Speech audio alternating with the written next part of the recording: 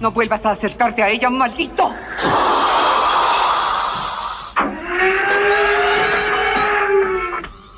Y comenzamos con el episodio 19 del Joe Solo Podcast. Y estamos nuevamente Joe Higgs. Y pues como cada semana vamos a empezar mandando saludos pues a todos los solocuates que nos escuchan cada semana en este gran podcast. Este podcast que sí se edita bien, este podcast que sí paga su internet, que no tiene interferencia. Y pues vamos a mandar saludos primero que nada a Comentemos Cómics Cabrones, el mejor grupo para hablar de cómics en todo Facebook. Saludos a toda la solo banda, empezando por nuestro buen amigo David. También saludos a Enrique Hurtado, de igual manera a Antonio Cruz, a Gabo Velázquez, a Alberto Morales también, a Javier Ramos, a Joaco Enro, a Leonardo Navarro, también saludos a Jen, también a Chinaski y a Don Armando de los Marvel Legends México Oficial, también que no se nos olvide nuestro buen amigo Dave Odinson, de igual manera Spidey 2099 y Edgar Vázquez, que está a prueba porque pues ahí estaba muy emocionado por el episodio de esta semana, pero pues también ahí anduvo mandando unos mensajes apoyando a los Cesechafas. Entonces pues decídete, Edgar, decídete si eres solocuate o Cesechafa. También a nuestro escucha, que de hecho está igualito que Edgar Vázquez, a Daniel García, que igual también creo que él ya tenía como más de 6 meses, yo creo que en todo este año no nos había mandado solicitud de saludos y nos pone, me envían saludos, aquí nada más soy yo, así que pues ponte vivo, chavo, porque no, aquí en el Solo Podcast es solamente Joe solo. Y también aprovechando en estos saludos vamos a mandarle saludos a 3 personas que se reincorporan al camino del bien, dejan de estar en esa secta satánica llamada los Cesechafas y llegan al camino de la bondad, al camino de la rectitud con el Solo Podcast. Ahora son solocuates orgullosamente, y estoy hablando nada menos que de nuestro buen amigo Edsel, que se reincorpora a los solocuates después de haber ido al otro podcast. De hecho creo que ahí sigue, pero lo que no saben es que está infiltrado, es un infiltrado del Solo Podcast. También a nuestro buen amigo Jafet,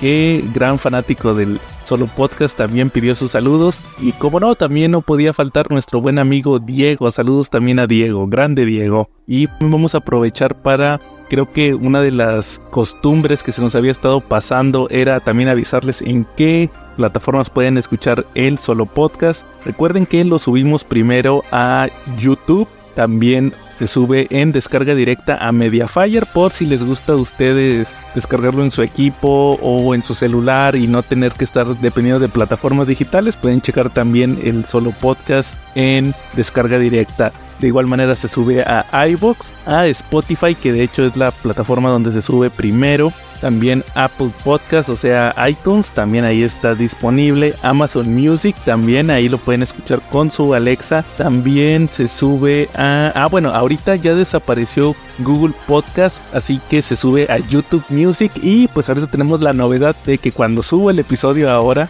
de el Solo Podcast a Spotify, que es la plataforma principal, se sube un video, pero inmediatamente se manda a YouTube en un formato de solo audio. Entonces ya pueden escuchar también en YouTube el episodio casi inmediato, y ya más tarde, casi siempre es en la noche, se sube en formato de video por si quieren ver las imágenes de las portadas y de los temas que platico aquí en el Solo Podcast. También en Cochino Español, vamos a pasar a la sección de Cochino Español porque creo que hay mucho que platicar de cómics. Hubo filtraciones hace unas semanas, de hecho fue después de que grabé el último episodio. Desconozco si se mencionó en el otro podcast, pero de igual manera yo lo voy a mencionar porque pues acá es más interesante hablar de las filtraciones. Por ejemplo, la primera que me llamó la atención fue que se anunció nada menos que se van a publicar los omnibuses, o por lo menos ya se anunció el primero de la etapa de Ed Brubaker con Capitán América, que pues a mí sí me llama muchísimo la atención. He mencionado muchas veces que soy fanático de la historia del Soldado del Invierno, y pues también aquí ya vamos a tener la oportunidad de ver todo lo que vino después, que hubo partes que no se publicaron en México. Fue esta etapa donde creo que Capitán América no era tan popular y que se publicó en grapas por parte de Televisa. Entonces ya vamos a poder ver todo lo que ocurrió después de la muerte del Capitán América, donde Bucky toma el manto del el legítimo sucesor del Capitán América. Saludos a Edsel. Entonces ahí toda esta etapa realmente creo que vale mucho la pena. Vamos a estarlo viendo en este Omnibus. Y otro que también se esperaba mucho, se mencionaba que se podría publicar en México y era obvio que lo iban a hacer, es que van a publicar en un TPB el Ultimate Spider-Man de Jonathan Hickman, que ha estado pegando muchísimo en Estados Unidos, el lanzamiento de este nuevo universo Ultimate. Y pues sí, lo va a traer Panini. Aquí menciona que va a ser un TPB con un precio de 179 pesos, muy bien. Hay otras novedades de Spider-Man que también me llaman la atención, como por ejemplo que mencionan el tomo de Spider-Man de Regreso a Casa, que ese lo trajo, recordarán, la colección Salvat. También fue la primera historia de cuando Televisa trajo lo de Straczynski en hardcovers. A mí me gustaría, ojalá y si se haga, que Panini retomara la publicación de los tomos de el Spider-Man de Straczynski. Aquí tuvimos solamente 4, que creo que ni siquiera era el primer omnibus o el primero y la mitad del otro. Entonces yo creo que es una etapa que también se disfrutaría mucho verla publicada en México de principio a fin. Hay muchos fans de esa etapa, independientemente de que ahí andaba Romita Jr. y se atravesaron también los hechos de Civil War, que pues ahí crea relaciones de amor y odio con esta etapa de Straczynski que fue muy conocida. También otro material de Spider-Man es que van a publicar, al parecer, la etapa de Dan Slott. Van a publicar The Gauntlet. Por lo menos están anunciados 2 tomos y van a ser 2 hardcovers de 800 pesos. Entonces sí, como que van a volver a publicar lo de Dan Slott, que pues sinceramente no tiene tantos años, pero se nota que Panini o incluso también los lectores pues están acostumbrados a seguir viviendo del repollo. Otros tomos que se anunciaron que también vale la pena mencionar es, por ejemplo, el Must Have de los 4 Fantásticos Resuélvelo Todo, que fue escrito por Roberto Aguirre Sacasa, que fue el escritor de Afterlife with Archie, también de Chilling Adventures of Sabrina, y pues ahí ya ahorita creo que se desempeña más como productor de televisión, pero sí se tuvo su etapa también en Marvel. De igual manera, Daredevil Yellow de Jeff Loeb y Tim Sale, que ya lo tuvimos en Smash en una colección con todas las miniseries de colores. Esta es muy buena, a mí me gusta mucho Daredevil Yellow. También un tomo de los Young Avengers, la etapa original de Alan Heinberg con Jim Cheung, los creadores de los personajes. Me parece que este material es inédito en México, no recuerdo que se haya publicado por parte de Smash los Young Avengers, entonces pues habrá que revisarlo. También el Moon Knight, siguiendo la temática que ya se vio con Darth Vader, con Carnage, con Wolverine, también con Deadpool, el White, Black and Blood, que son pues historias en blanco y negro con mucha sangre, con mucha violencia. También van a continuar los tomos de Capitana Marvel y X-Men, La Venganza de los Brood. El Thor de Donny Cates también continúa. Los X-Men obviamente continúan también, de Jerry Dugan. Y Wolverine también, creo que Wolverine va muy rápido. Publican un TPB al mes. X-Men Legends de igual manera continúa. Y en el caso de DC van a publicar otro tomo de American Vampire, que son otros, me imagino que otros 5 números en hardcover. Este sí me sorprendió mucho, van a publicar un hardcover de 448 páginas de Starman, o sea, van a hacer ¿qué les gusta? Unos 20 números de Starman, pero realmente Starman es una serie que allá en los 90s hecha por James Robinson, abarcó mucho, fueron como 80 números y miniseries, entonces van a ser como unos 5 o 6 hardcovers de esto. También Batman Año 100 de Paul Pope, que en lo personal no soy tan fanático, pero pues no le hago el feo a darle una revisada también. Otro que también me brincó fue Tom Strong de Alan Moore. Ya habían publicado Top 10, que por ahí tengo pendiente la reseña del hardcover en inglés, digo del compendium en inglés, y también pues hay un compendium de Tom Strong. Y ya me está llamando la atención comprarlo porque este de Panini va a costar casi 600 pesos y pues ese compendium que trae toda la serie de Tom Strong cuesta como 700. También van a volver a publicar Killing Joke por enésima vez. Estaría chido que Panini lo publicara con los colores originales, pero pues aquí nomás dice que son 64 páginas a 200 pesos. Otro hardcover que también anunciaron fue Blackest Night de Jeff Jones. Nada más dice que son 304 páginas, me imagino que es la miniserie nada más la principal de Blackest Night. También van a publicar Haunted Night, el hardcover, que son las historias de Halloween de Jeff Loeb y Tim Sale, con las que se hicieron con el favor de DC para publicar después de Long Halloween, fue donde saltaron a la fama. También Batman and the Joker de Deadly Duo, que fue de Mark Silvestri, ahí estuvo el año pasado. Yo sinceramente no chequé ningún número de esta miniserie. También continúa Legends of the Dark Knight, Detective Comics, va a haber un cómic también de Suicide Squad Kill Arkham Asylum, que va a ser un TPB. Y también continúa Joker, The Man Who Stopped Laughing. Además de pues la grapa de Batman, que es la guerra de Gotham, y Superman Batman World Finest, el número 12. Ahí están las filtraciones por parte de Panini para el siguiente mes. Esperemos y pues se traiga este material, sobre todo a resaltar lo que les decía de el Capitán América de Brubaker, el Ultimate Spider-Man de Hickman, Starman y Tom Strong.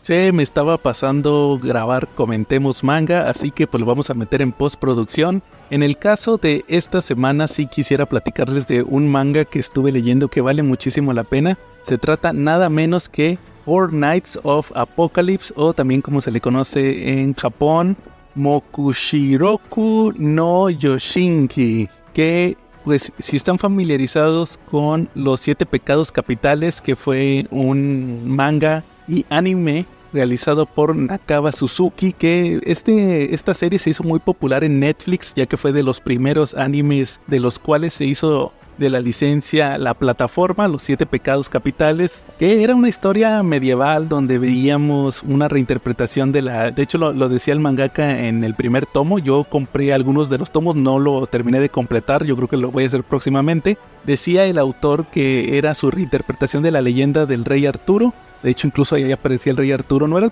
el personaje protagonista, pero aparecía como secundario. Pero fue un manga que tuvo mucha popularidad. Terminó ya hace un par de años. Terminó, me parece que por ahí del 2020. Y pues también la serie de anime también ya terminó. Pero pues a su autor, les digo, a Nakaba Suzuki, se le ocurrió sacar una secuela, a la cual él llamó los 4 jinetes del apocalipsis, los 4 caballeros del apocalipsis también. Y esta serie pues era una continuación. No son los mismos personajes, son, podría decirse, los herederos de los 7 pecados capitales. Y aquí pues íbamos a ver ya más involucrado al rey Arturo, ya que en el manga y anime de los 7 pecados capitales este personaje al final tomó mucha relevancia. Aquí la historia pasa 16 años después del final de los 7 pecados capitales. Aquí el protagonista es un chavito que se llama Percival. Y sí, por los nombres que les voy a estar mencionando, toma mucha relevancia la historia del rey Arturo, de los caballeros de la mesa redonda y todo eso. Entonces este Percival es un chavito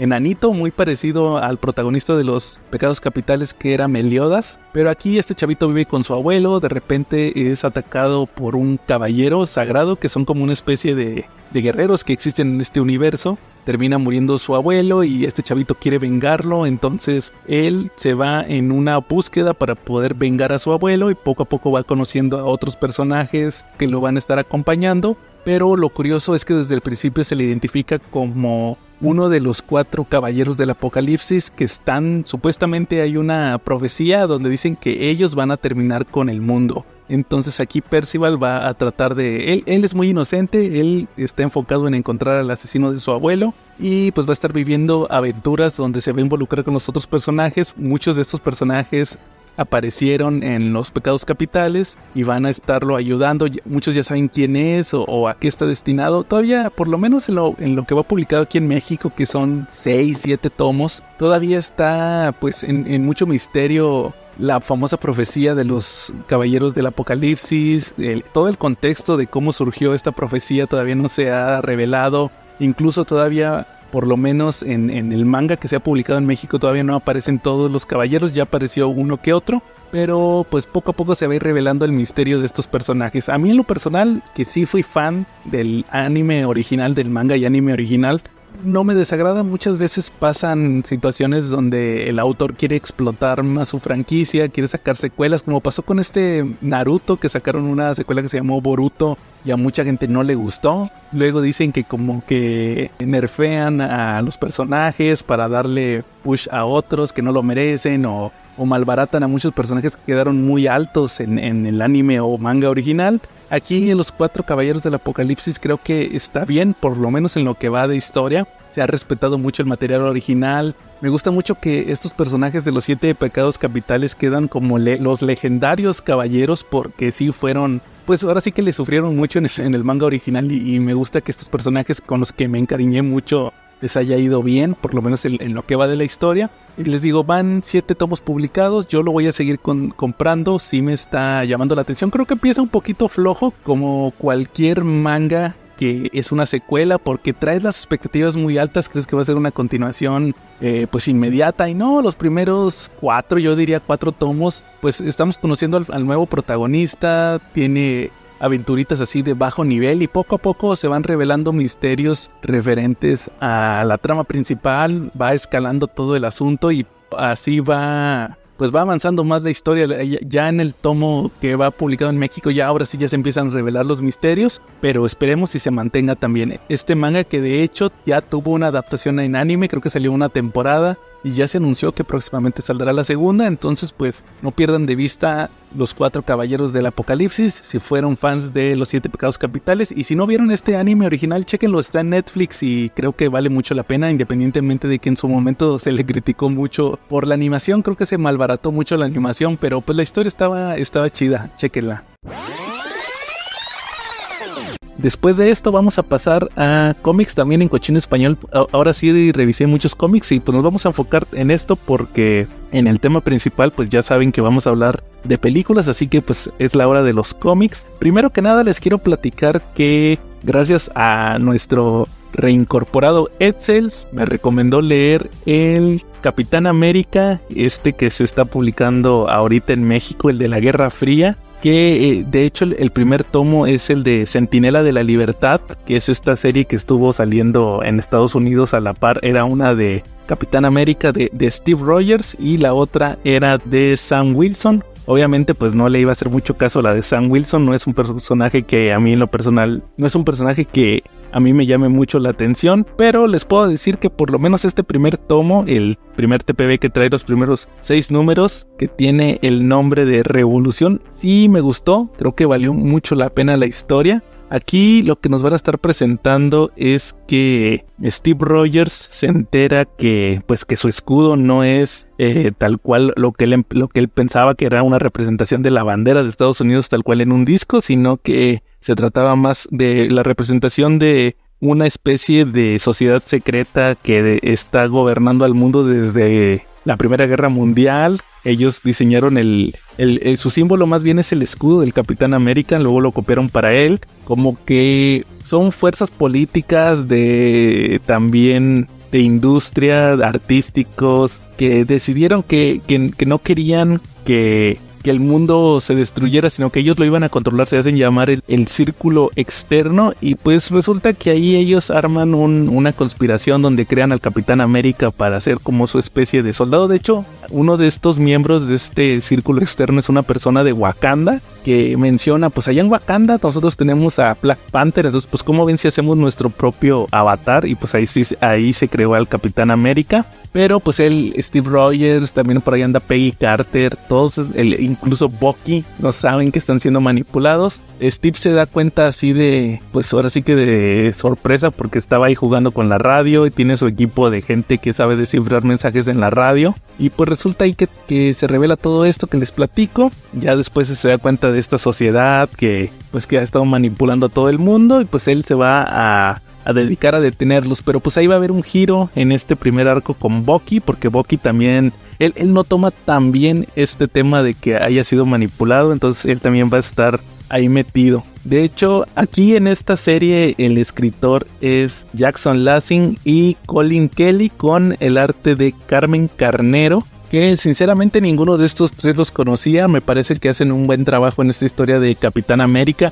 Le comentaba a Edsel que ha platicado muchísimas veces de este cómic en Comentemos Cómics Cabrones, que me llamaba la atención, pero pues tenía mis dudas. Me animé a comprar este primer tomo y pues la historia sí me atrapó lo suficiente para pues seguirla. Ahí por ahí ya compré también el segundo tomo y el crossover, que es el de Guerra Fría, pues a ver qué tal está. Y les estaré aquí platicando en el solo podcast cómo continúa esta historia de Capitán América. De hecho, el siguiente volumen, el de Straczynski, también lo leí. Ese sí ya no me gustó tanto. Como no soy tan fanático de Capitán América, no me gustó tanto. Se me hacía regular a secas, pero este de Centinela de la Libertad, creo que la historia fue lo suficientemente intrigante. Tiene de todo, tiene espionaje, tiene peleas, tiene ahí traiciones. De hecho, creo que el único detalle que no me gustó, por lo menos de este primer tomo, es que el primer enemigo con el que combate el Capitán América es como una especie de robot que así nada más tiene forma de que puede cambiar, no está muy así muy definido. Otro cómic también del que les quiero platicar, que también está en cochino español y que sinceramente les puedo decir que me sorprendió mucho que yo terminara leyendo esto, es nada menos que el primer tomo de Deadpool de Gerry Duggan, que ahorita lo está publicando también Panini en unos tomos recopilatorios. Van a ser 4, que son la etapa, les menciono, de Gerry Duggan y de Brian Posey. Yo recuerdo estos cómics muy vagamente cuando los publicó Smash en grapa. Fue la época donde pegó mucho Deadpool por el tema de la película. La gente supuestamente pedía Deadpool, ya Televisa los complació sacando las grapas y pues terminaron siendo un título que estuvo ya mucho tiempo publicándose. Aquí Panini, les digo, lo decide sacar en tomos recopilatorios. Les voy a decir, yo me animé a comprar este tomo principalmente porque estaba escuchando un podcast español de películas, nada que ver, nada más que ahorita tuvieron un especial de Deadpool por el tema de la película de Deadpool y Wolverine. Y pues ahí se pusieron a platicar poquito de los cómics de Deadpool, o más bien de Masacre, como se le conoce allá en España. Y pues mencionaron ahí de la etapa de Gerry Duggan y que el coescritor era Brian Posey. Y yo no sabía quién era hasta que me enteré ahí que se trata de Herb, el geólogo que aparece en The Big Bang Theory. Recordarán que tienen este personaje secundario que es un geólogo que le hacen mucho bullying, que es uno así gordo, grandote, barbón, que está como así como medio lelo, pero sí cuando aparece hace mucha gracia. Entonces él es Brian Posey, además de que es músico, escritor de comedia y todo esto, pues se aventó los cómics y creo que él fue muy importante para el éxito de este cómic. No le quito mérito a Gerry Duggan, que también, no les voy a echar mentiras, también compré el cómic de Deadpool porque Gerry Duggan me está encantando en X-Men, todo lo que hizo después de Hickman. Entonces dije, pues creo que no está de más darle un vistazo a Deadpool. Creo que el único cómic que tengo de Deadpool es este tomo que salió hace muchos años de Deadpool Classics, donde venía la primera aparición, las primeras 2 miniseries y el primer número creo que era Joe Kelly, que fue el que ya metió los aspectos más conocidos del personaje. Entonces fuera de eso no tenía ningún cómic de Deadpool y ahora pues sí me gustó mucho este primer tomo. La historia en sí se trata de que a Deadpool lo contrata S.H.I.E.L.D. porque resulta que hay un hechicero que también era de S.H.I.E.L.D. que anda ahí con una falda escocesa que termina reviviendo a los presidentes de Estados Unidos. A todos los presidentes muertos los revive como zombies. Estos arman un plan para destruir Estados Unidos y pues no, los superhéroes normales no pueden combatir porque pues se ve mal. De hecho el Capitán América peleó contra uno y sí se quemó mucho con la prensa. Entonces en S.H.I.E.L.D. deciden contratar a Deadpool. Deadpool ahí va a estar peleando contra los presidentes. Aparecen ahí Lincoln, de hecho termina peleando en artes marciales mixtas contra Deadpool y otros, también Ronald Reagan, que se le hizo lo de el programa Star Wars, el programa espacial. También otros presidentes, hacen mucha burla de los presidentes que nadie conoce, que nadie se acuerda de esos de Estados Unidos. Y pues va a ser prácticamente ahí la misión de Deadpool. Se va a topar con varios personajes, como por ejemplo con el fantasma de Benjamin Franklin, con el Doctor Strange, que de hecho ahí hay una referencia bien oscura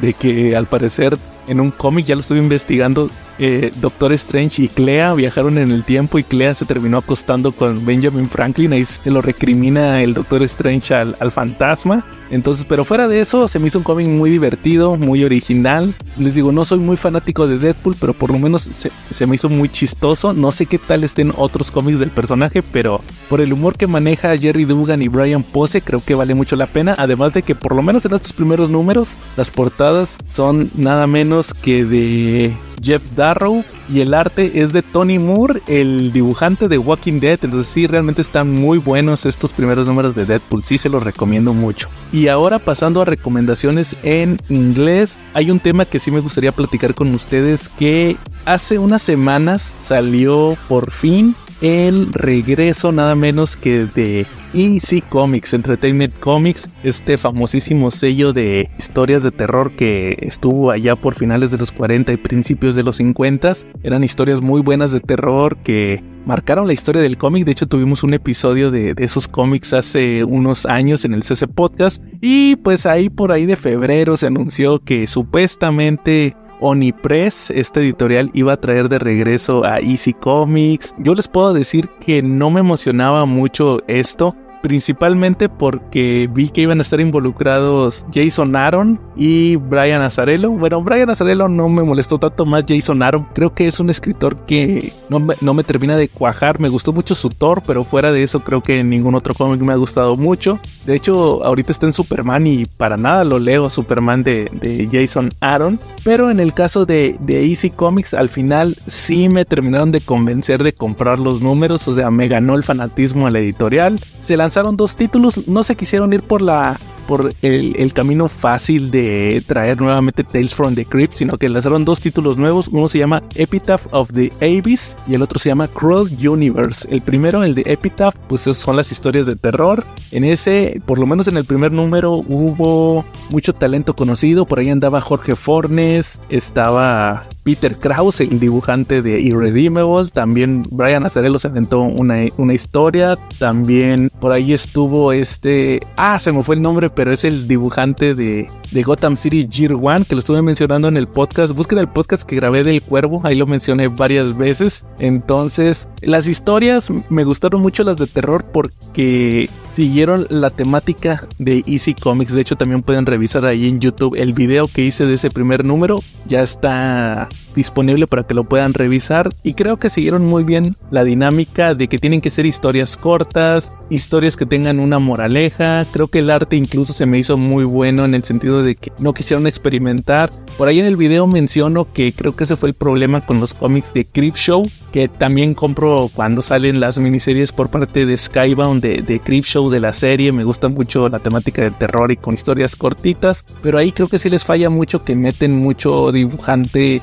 y escritor moderno que quieren hacer cosas de manga con terror y así como que cosas modernas, y como que esas no cuajan tan bien. Y en cambio aquí con los de EC Comics, como que la línea editorial sí es, pues puedes hacer cosas modernas, pero como que tienes que seguir por lo menos un estándar, algo así, no tan, pues que no se vea tan mangoso o tan infantiloide, sino de que sí se vea más o menos pues normalón. Entonces sí me gustó mucho el cómic de terror ese de Epitaph of the Abyss. Y esta semana salió también el Cruel Universe, que este es el título de ciencia ficción. Tuvo también 4 historias que me gustaron mucho, también siguiendo la misma temática de otros títulos que había en la clásica EC Comics, como Weird Science. Aquí en Cruel Universe tuvimos historias de todo, gente del espacio, la clásica que no podía faltar, la historia del bucle en el tiempo. Saludos, Calaca. También una historia de un personaje que buscaba la inmortalidad. Y así, ese tipo de historias. Aquí en este primer número de Cruel Universe, a diferencia del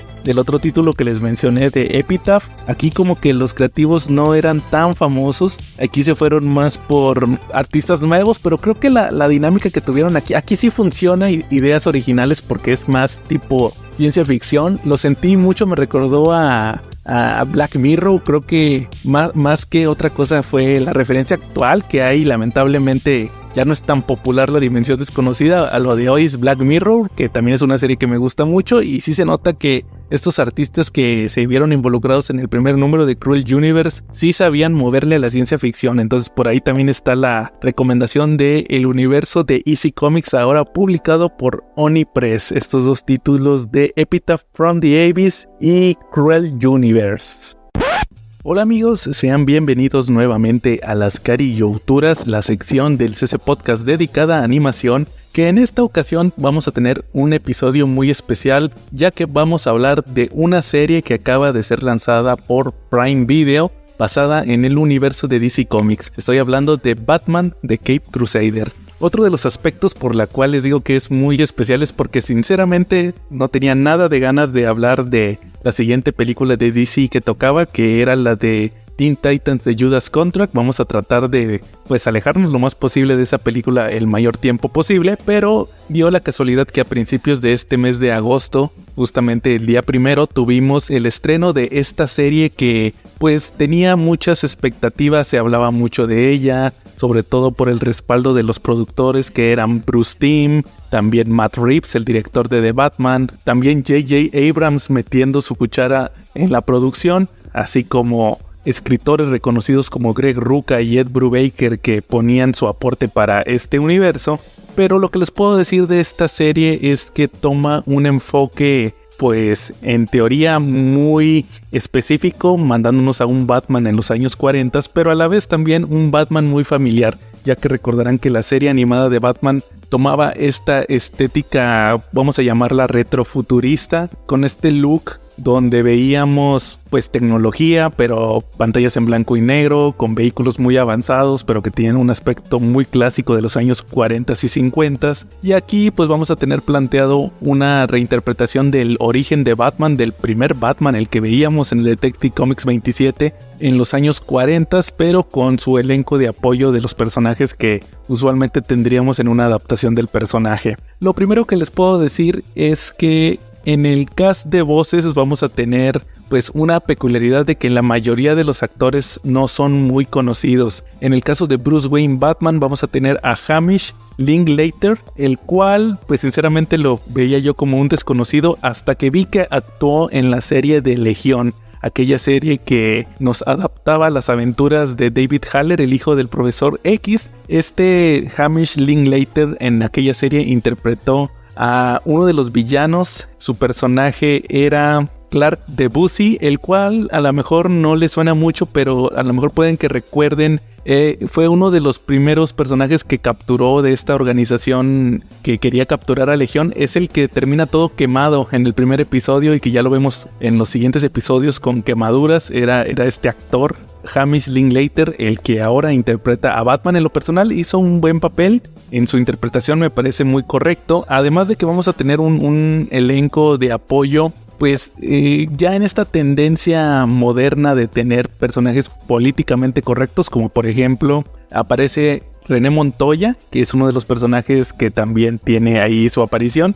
Es interpretada por Michelle Bonilla, que aquí no veo los créditos actorales que tiene, pero pues obviamente por el apellido se nota que es latina. De igual manera, de una vez les digo que también aparece Harleen Quinzel, aquí en una versión asiática, no se espanten, vamos a hablar un poquito más adelante, que es interpretada por Jamie Chung. Jamie Chung, la cual es una actriz que en lo personal pues siempre la he visto como una actriz más del montón, aparece como secundaria en muchísimas películas. Ella estuvo en la serie de Gifted, la de los X-Men también, curiosamente, que fue una serie hermana de Legión. Ella interpretaba a Blink, también creo que estuvo en la de Once Upon a Time, ella era Mulan, también siguiendo su aspecto asiático, y pues mucha gente infamemente la recordará como Milk en la adaptación de Dragon Ball Evolution. Yo en lo personal prefiero recordarla porque apareció en Son como niños, la película esta de Adam Sandler. Ella era la segunda hija de Rob Schneider, la chinita, que ahí aparecía muy guapa. Entonces ella interpreta a Harley Quinn en esta versión que es asiática. Además de que hay otros actores como Jason Watkins, que interpreta a Alfred, Crystal Joy Brown, que interpreta a Barbara Gordon, Eric Morgan Stewart, que interpreta a Jim Gordon, y Joe DiMaggio, que es un actor veterano de voz, interpreta a Harvey Bullock en esta versión. También otra actriz invitada, me tocó ver dos actrices invitadas más bien que creo que vale la pena mencionar. Hay un episodio donde aparece Catwoman. Ella es interpretada nada menos que por Christina Ricci, que creo que es uno de los mejores episodios de la serie. Y también en otro episodio aparece un personaje que se llama Natalia Knight, que pues no les quisiera platicar mucho del personaje en sí. Es una niña, ella es interpretada por McKenna Grace, que es una actriz que pues últimamente ha tenido mucho trabajo en películas y series. Ella a lo mejor la recuerdan como la rival del John Sheldon, era una chavita güerita que también era una genio, era la rival de Sheldon cuando era niño. También apareció en Annabelle 3, ella era la hija de los Warren. Y también es muy conocida porque cuando estaba muy chavita hacía la versión niña de muchos personajes. Entonces ella fue la Miss Marvel, o más bien Capitana Marvel niña, también fue esta Sabrina niña en la serie de Sabrina, la de Netflix. Entonces es una actriz que últimamente ha tenido muchos papeles también, aparecen ellos interpretando personajes en esta Batman de Cape Crusader. Fuera de esto, pues no hay actores que llamen mucho la atención, salvo ya los mencionados. Pasando al tema de la dirección, les decía, aquí en la serie tal cual se menciona que el showrunner, el creador de esta serie, se le da el crédito a Bruce Timm. De hecho, ya ahorita que ya salió la serie, se habla mucho también de pues temas de backstage del desarrollo de la serie. Se menciona que originalmente se le pidió a Bruce Timm que para el servicio Max, reviviera la serie animada de Batman, a lo cual él se negó, no quiso ya tocar ese universo, que pues fue una decisión respetable, acertada. Pero creo que queda esa espinita porque acabamos de pasar todo este tema de X-Men 97. Se revivió la serie animada de los X-Men y quedó muy bien. Entonces también recordarán que hace poquito tuvimos en la película de la Crisis en Tierras Infinitas el cameo del Batman y el Joker de la serie animada. Entonces pues nos va a quedar ahí la duda si hubiera sido un buen producto el revivir la serie animada de Batman, y más estando Bruce Timm involucrado. Malo que hubieran dejado ahí algún otro creativo que nada que ver con la serie. En el caso aquí de esta serie de Batman de Cape Crusader, Bruce Timm decide que sea una historia entre comillas original. Como les decía, plantea a Batman en los años 40. Tiene de respaldo a 2 escritores muy buenos que hacen varios episodios, además de que participan como productores, que es Greg Rucka y Ed Brubaker, que estuvieron muchísimos años en DC haciendo personajes como Catwoman. Juntos hicieron la serie de Gotham Central, que era basada en la policía de Ciudad Gótica. Entonces ellos ya tienen la experiencia utilizando a personajes que van a estar muy involucrados en la serie, como Gordon, como René Montoya, como Harvey Bullock. Entonces es una serie que en lo personal les puedo decir que fue muy atinada. Ahora sí, pasando tal cual a la historia, pues vamos a tener, les digo, la premisa de este Batman comenzando, que tiene que pelear contra mafiosos. Ese fue otro aspecto también muy importante. El hecho de que se apega mucho a la época, al Batman original, al Batman que combatía contra mafiosos. Aquí el mafioso principal va a ser Rupert Thorne, un personaje que brilló con Batman por allá de los años 70. Fue el mafioso principal antes de la llegada de otros como Sal Maroni y Carmine Falcone. También muy atinado que no quisieran utilizar a esos dos personajes, que incluso el mismo Matt Reeves ya utilizó a Falcone en la película de The Batman, y a Maroni ya está anunciado que va a aparecer en la serie del Pingüino. Entonces dejan a este tercer mafioso como el principal, que de hecho también lo recordarán porque fue también el mafioso principal en la serie animada de Batman. Aquí es otra reinterpretación, es el mafioso principal que controla Ciudad Gótica, y vamos a tener aquí la intervención de los villanos, porque el primer villano que aparece y que fue muy controversial fue el Pingüino, o más bien la Pingüino, porque le hacen un cambio de sexo al personaje del Pingüino de Oswald Cobblepot. Ahora es Oswalda Cobblepot. Les puedo decir que no me molestó que le hicieran el cambio al Pingüino. Sí fue muy arriesgado, tomando en cuenta que pues va a ser un personaje que va a tomar protagonismo en los productos de Warner Brothers, pero creo que su intervención es correcta. Vemos cómo tiene choques con la mafia, tiene a sus hijos. Creo que yo en lo personal hubiera utilizado a otro personaje, como por ejemplo Carla Vitti, que es la hermana de Carmine Falcone, que apareció en el cómic de Batman de Long Halloween. Creo que hubiera sido utilizado de una manera similar, ya que también era mafiosa, tenía sus hijos igual que esta versión de la Pingüino, pero pues entiendo que quisieron utilizar un personaje más conocido. Otros villanos que también hacen apariciones, por ejemplo Clayface, también aparece Firebug, que aquí no era Firefly, era Firebug. También les decía hace rato Catwoman, que tiene un episodio que fue de mis favoritos. También Harleen Quinzel, alias Harley Quinn, también hace su aparición. Pero creo que el villano principal que vemos a través de la historia es que vamos a ver nuevamente la transformación de Harvey Dent en Dos Caras. Es uno de los hilos conductores de la historia. Vemos como Harvey comienza como un fiscal de distrito que se quiere lanzar como alcalde, pero va a tener muchos problemas con la mafia. Vamos a ver cómo llega a tener incluso alianzas. Luego la famosa traición que hemos visto a lo largo de muchas adaptaciones. Entonces eso es una serie que se mueve muy natural dentro del ambiente que se planteó en los años 40 con muchos mafiosos. El Batman que aparece aquí, esta reinterpretación que nos presenta Bruce Timm, es un Batman muy oscuro, muy apegado a sus orígenes. Les voy a hacer un pequeño spoiler: al final de la serie incluso llega a tomar una pistola. Yo sí llegué a pensar que la iba a utilizar como el Batman original que sí mataba, pero no, aquí vamos a ver que es un personaje que está muy atormentado por su pasado, muy al estilo de la visión de Matt Reeves también. Entonces es una serie que logró conjugar muy bien los aspectos de un Batman clásico con la fórmula de la serie animada, pero también con un aspecto un poquito más maduro. Hablando de la serie animada, el look de este Batman trata de ser un poquito más estilizado, los personajes también son un poquito más estilizados, se alejan de cierta manera del estilo de Bruce Timm, donde los hombres eran muy corpulentos y las mujeres muy pequeñas. Pero sí, sinceramente sí hay partes, hay tomas donde tú ves a Batman y prácticamente estás viendo la versión de la Justice League de Batman ahí. Creo que es inevitable hacer la comparación. Y también creo que otro de los puntos que vale la pena mencionar de la serie es que les mencionaba hace rato el hecho de que aparecieran mafiosos, que apareciera la policía sobre todo, y hay episodios donde los personajes rinden homenaje a los cómics. Hay por ahí un episodio donde todo ocurre en un edificio que se está quemando, es un homenaje clarísimo a Batman Year One, a la parte donde capturan a Batman en un edificio y que entra el SWAT. De hecho aquí también entra el SWAT en este episodio, y más porque les digo, los escritores fueron Ed Brubaker y Greg Rucka, que son expertos en escribir a Batman.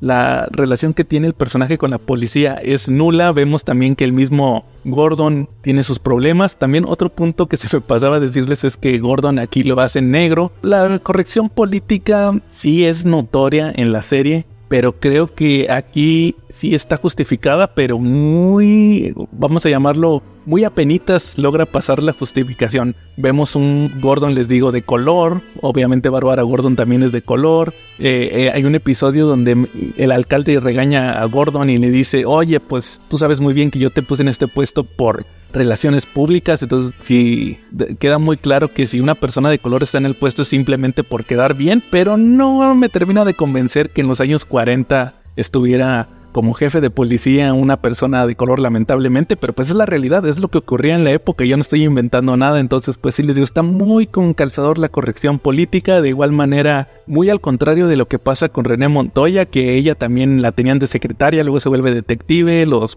policías no están muy contentos. Eso sí se los creo, que llegara a pasar que una mujer alcanzar el rango de detective y los otros personajes no estuvieran de acuerdo. Eso sí me pareció muy correcto. Y además de que pues ahí aparece René Montoya siendo René Montoya, también no me parece nada extraño. Creo que estuvo mejor manejado este personaje, que toma muchísimo más protagonismo que el mismo Gordon, el personaje estrella de esta serie. Yo sí definiría a René Montoya. También la relación que tiene Batman con Alfred, porque también Alfred aparece en la serie, me pareció muy buena, muy al estilo de la que vimos en The Batman, un Batman muy seco, que no trata muy bien a Alfred, lo trata más como un ayudante. De hecho, la mayoría de la serie lo llama Pennyworth. Vamos a ver un desarrollo del personaje, cómo empieza a confiar. De hecho, es uno de los mensajes que más tiene esta serie. Vamos a ver el aprendizaje de este Batman novato, que va a empezar a armar su equipo, aunque sea pues no oficial y a regañadientes, para combatir el crimen. Se va a dar cuenta que no está solo, a pesar de que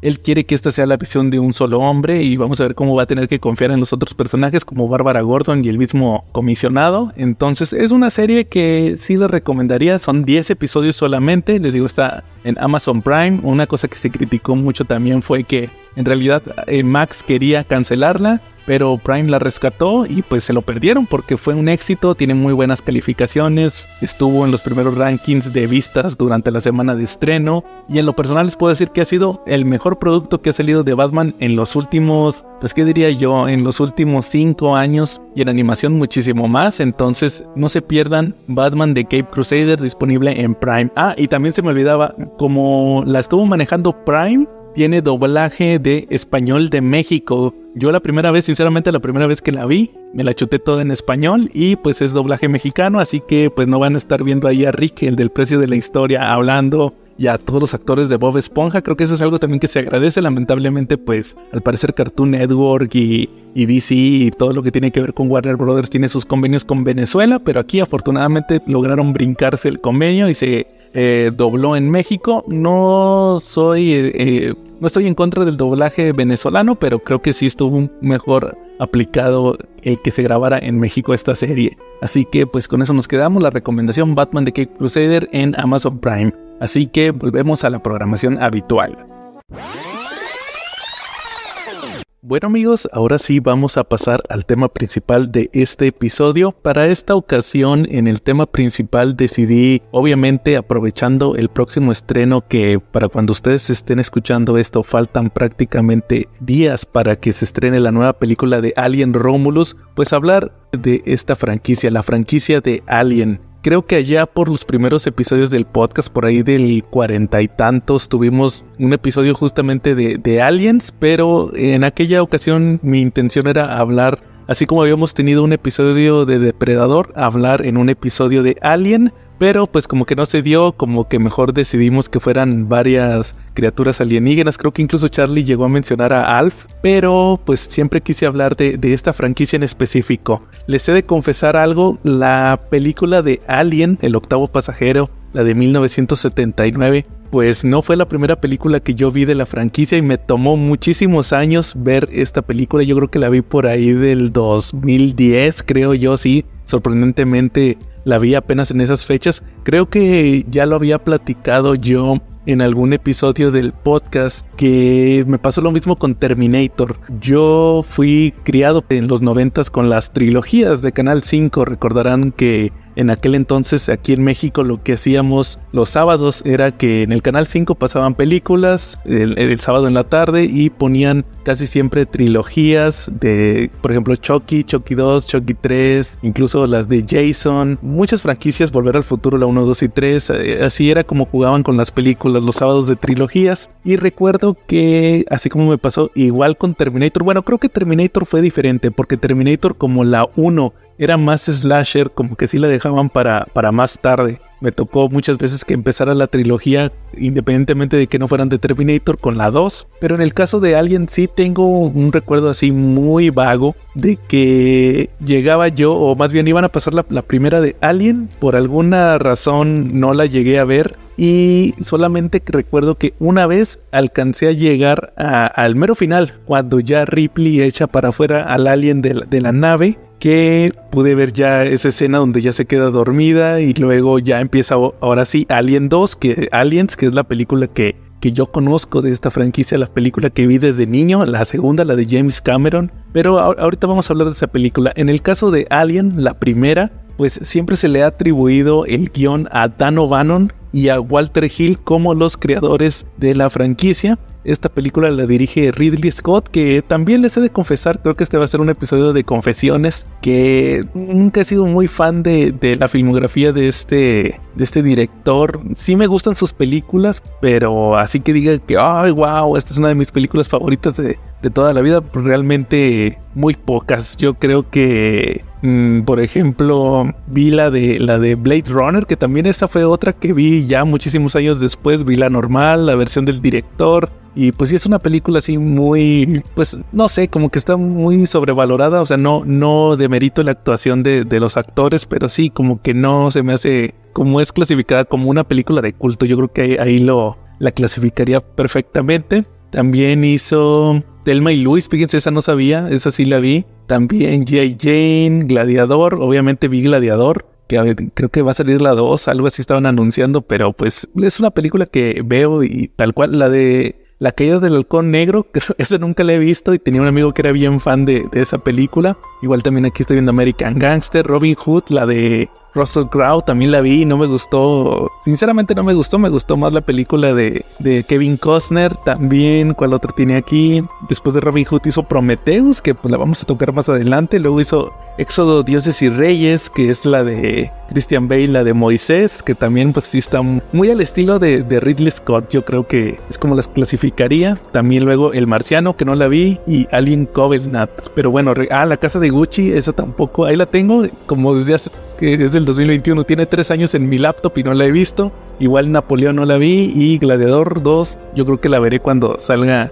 digital. Pero regresando a Alien, yo creo que Ridley Scott pues hizo historia al hacer esta película. Creo que se ha mencionado muchas veces y me ha tocado ver muchos videos y muchas entrevistas donde mencionan que pues Alien fue una película que marcó época con esta tensión de la nave. Yo creo que es el elemento principal, el hecho de este Pues podría decirse que esta fantasía de ciencia ficción más industrial con la nave, yo creo que es algo que me marca mucho el hecho de que la nave se ve vieja, la Nostromo, se ve usada, los tripulantes traen gorra. Creo que es algo muy diferente a lo que vimos en Star Wars, porque en Star Wars ustedes saben que es fantasía más que ciencia ficción y pues es muy diferente el estilo, y vemos cómo solamente pasaron 200 años y ya hay viajes espaciales y todo eso. Entonces yo creo que es un punto de vista muy diferente para la época de los viajes espaciales. Yo creo que salimos ahí de, como les decía ahorita con Star Wars, de esta fantasía de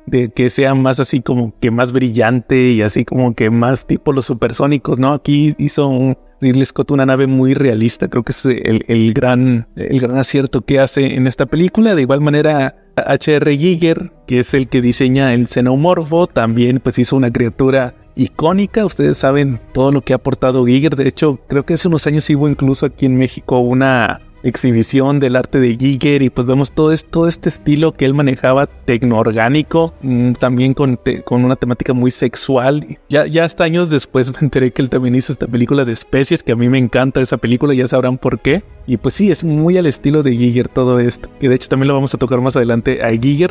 Entonces, esta primera película de Alien, les digo, me tocó verla ya muchos años después, por ahí del 2010, ya una vez que conseguí las películas digitales. Dije, pues ahora sí voy a ver la primera de Alien, la que nunca he visto completa. Recuerdo que cuando estaba chavillo también pasó lo del reestreno, que anunciaron que van a reestrenar Alien, el octavo pasajero. Creo que era la versión del director, porque siempre reestrenan, como igual que pasó con El Exorcista, las que tienen escenas agregadas. E incluso por allá del 2019 me acuerdo perfectamente, porque acabamos de empezar el podcast, todavía no estaba la pandemia, y pusieron en el cine las películas de la 1 y la 2, la Alien 1 y Alien 2. Yo me acuerdo que fui a ver la 1 y pues ahí la vi en el cine, esta versión del director de la primera película. Entonces ahora sí que podría decirse que sí vi Alien en el cine, pero pues les puedo decir que no es de mis favoritas. O sea, como ya platicamos ahorita, tiene todos estos elementos icónicos, pero pues es una película slasher. Sí me gusta mucho la criatura, el terror, pero creo que es una película muy lenta. Creo que ahorita que le di una rechecada, sí fue uno de los puntos que pues ya no encaja tan bien, o a lo mejor es porque estamos acostumbrados a películas más rápidas, a la inmediatez, que por ejemplo para que bajen, es más, creo que para que salga la criatura tiene que pasar 1 hora, y todo lo de que se despiertan ahí en la nave y ven qué hacen y luego que se van a bajar. El tema de la nave espacial, esa sí se me hace muy chida, la nave de donde estaban los huevos de xenomorfo, toda esta, y luego más la historia que platica Ridley Scott de cómo grabaron todo eso. Creo que metieron a sus hijos en unos trajes miniatura para que la proporción fuera un poquito más grande.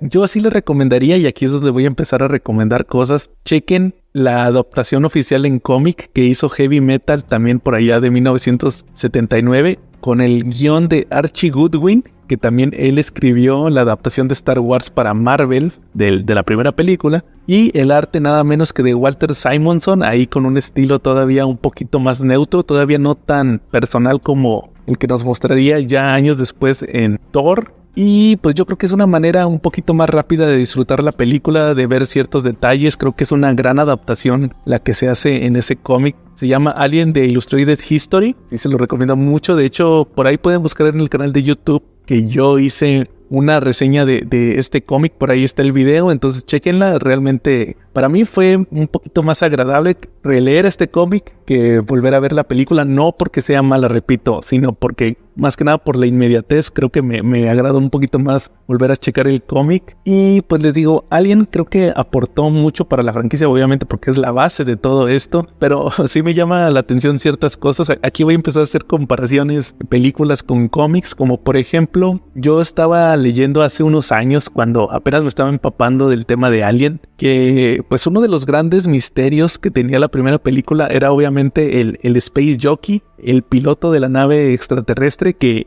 posteriormente ya se les conoció como los ingenieros, ya a partir de la estas películas de Prometheus, y pues siempre estaba el misterio de quiénes eran los Space Jockeys, que el casco, que si eran... Incluso me tocó leer en ciertos cómics, en los primeros cómics que se adaptaron de Alien, que los retrataban como una especie de hombres elefante. Eso sí siempre se me hizo bien curioso. Hay unas historias que ahorita las voy a platicar más adelante de los cómics de Alien que sacó Dark Horse ya cuando se hizo con la licencia en los 80s, que se les conoce como la serie original de Alien, que sacó como secuela de Alien 2 de Aliens, y ahí pasan ciertas situaciones que les voy a platicar ya más adelante cuando abordemos la película, donde incluso llegan a estar ahí alrededor de la Tierra estas naves espaciales y los tripulantes pues son los Space Jockeys. Incluso el gobierno de Estados Unidos tiene pues un contacto con uno de ellos y resulta que lo ponen como un hombre elefante que tiene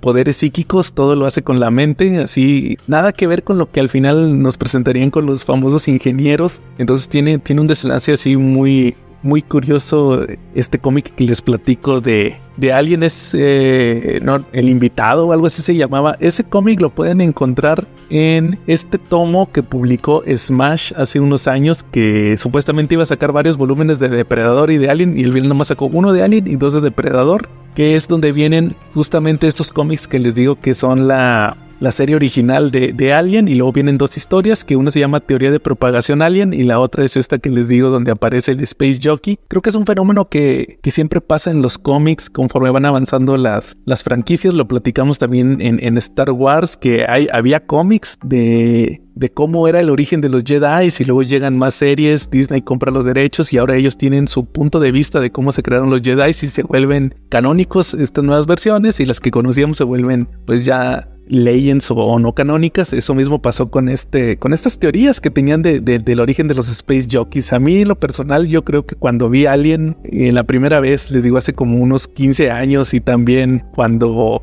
me volví fan de Alien, porque creo que el tema de los Space Jockeys se dejó muchísimo de lado hasta que lo retomó Ridley Scott en Prometheus. Entonces yo creo que Alien es una buena película, sobre todo si ustedes quieren conocer el origen de dónde viene todo esto. Y por cierto, tengo entendido que Romulus está muy relacionada con esta primera película. Además de que se han hecho homenajes, creo que fue el único elemento que yo no tuve oportunidad de revisar para el podcast, que fue el videojuego de Alien Isolation, que salió hace unos años, con unos 10 años salió este videojuego, que la protagonista es la hija de Ripley, que ella se queda en la Tierra. Entonces pasan los años y le ofrece, la corporación le ofrece respuestas de qué fue lo que pasó con Ripley, ¿verdad? Con Ellen Ripley, y ella se sube a una nave y van a investigar qué pasó con el Nostromo. Entonces ahí me ha tocado leer también que para este videojuego, me ha tocado ver los videos, la atmósfera es muy de la primera película,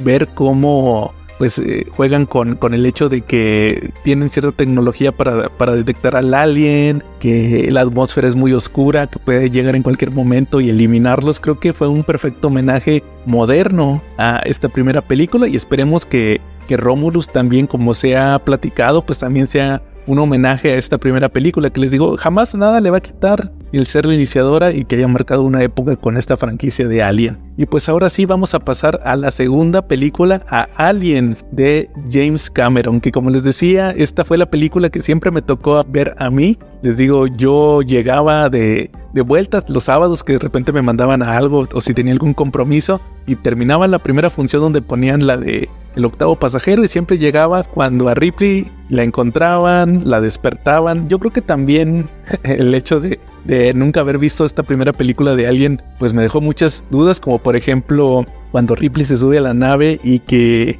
conoce a Bishop, ya cuando van a ir nuevamente a donde está la nave, al planetoide. El hecho de que dice que en su antigua nave había también un androide y que hay unos desperfectos, pues hasta que vi a Alien ya supe cómo estuvo la bronca de Ash, qué fue todo lo que ocurrió con Ash. Entonces Aliens para mí me marcó, yo creo que toda la dinámica que tiene la película, todo pues ambiente militar, cómo llegan los Colonial Marines ahí a la colonia, cómo empiezan a encontrar a las víctimas de los aliens, encuentran a Newt, Ripley se encariña mucho con ella, que también otro punto en contra de Aliens es el hecho de que en la versión normal no queda tan claro por qué Ripley se encariña con la niña. Es hasta la versión del director, o la versión extendida más bien, donde ponen estas escenas donde se explica que Ripley tenía una hija, que cuando ella llega a la Tierra, cuando es rescatada,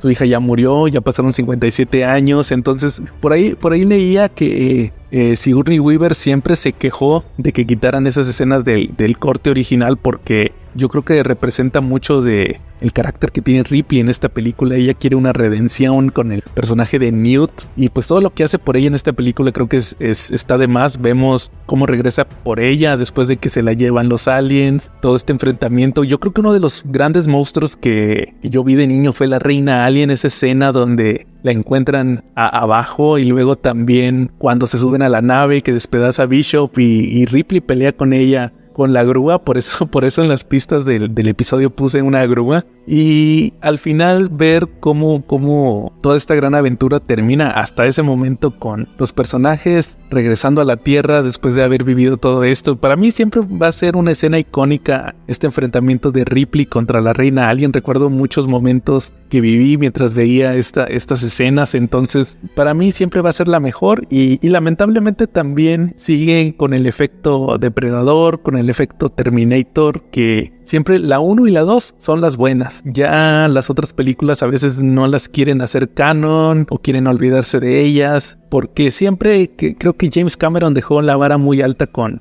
su secuela, con Alien, que pues también se platica mucho el hecho de que si estaba planeada la reina alien desde la primera película, porque si ustedes ven la versión extendida de la primera, hay personajes como Dallas, que era el capitán de la Nostromo, que el alien lo tenía capturado así en esta savia que ellos generaban, como en estas telarañas. Entonces pues decían como que para qué los capturó, para comérselos después, o no sé, ¿verdad? Para qué hubiera querido el alien a esta gente siguiendo el concepto de una hormiga, ¿verdad? O de una abeja. Y fue hasta la segunda película cuando entra Stan Winston, el creador también del Terminator, y nos regala pues esta versión de la reina alien, este monstruo icónico de las películas. Y no sé ustedes, pero para mí siempre la icónica, independientemente de lo que hizo Alien de Ridley Scott, para mí mi favorita siempre va a ser la 2, la segunda película. También les platicaba de los cómics, que aquí se genera una controversia por el hecho de que está muy relacionado con el tema de Alien 3, con la tercera película, la de David Fincher, que ahorita también lo vamos a hablar un poquito más adelante. El hecho de que Dark Horse saca los cómics de Alien, y si ustedes ven las primeras ediciones van a ver que los protagonistas los protagonistas de estos cómics, los primeros son Newt y Hicks, que Hicks se queda con toda la cara así quemada por el ácido del xenomorfo. A esta Newt llega a la Tierra y la meten a un hospital psiquiátrico. Creo que incluso le querían hacer una lobotomía ya para quitarle todo este tema de los aliens. Creo que marca una tendencia muy importante en la Tierra el hecho de que regresaran después de esta misión. Y sí, Ripley no aparece en los primeros cómics. Incluso, bueno, eso sí no sabría decírselos, pero en la versión que yo tengo, ahorita les voy a decir por qué, aparece Ripley con la cara así como desvanecida, como que hicieron un efecto para que no se viera su cara y no la mencionan en los primeros cómics. ¿Por qué pasó esto? Por el hecho de que desde 1986 ya se planeaba una tercera película que se tardó 7 años en salir. Hubo pues muchos problemas con el tema de la reescritura, que si iba a haber una versión, que si iba a haber otra, que vuelve a hacer, que está gastando mucho dinero, que se nos está acabando el tiempo. Entonces, para no interferir con todo esto de Alien 3 y que no haya así como pues un problema, les cambian los nombres. Les digo, aquí Hicks se llama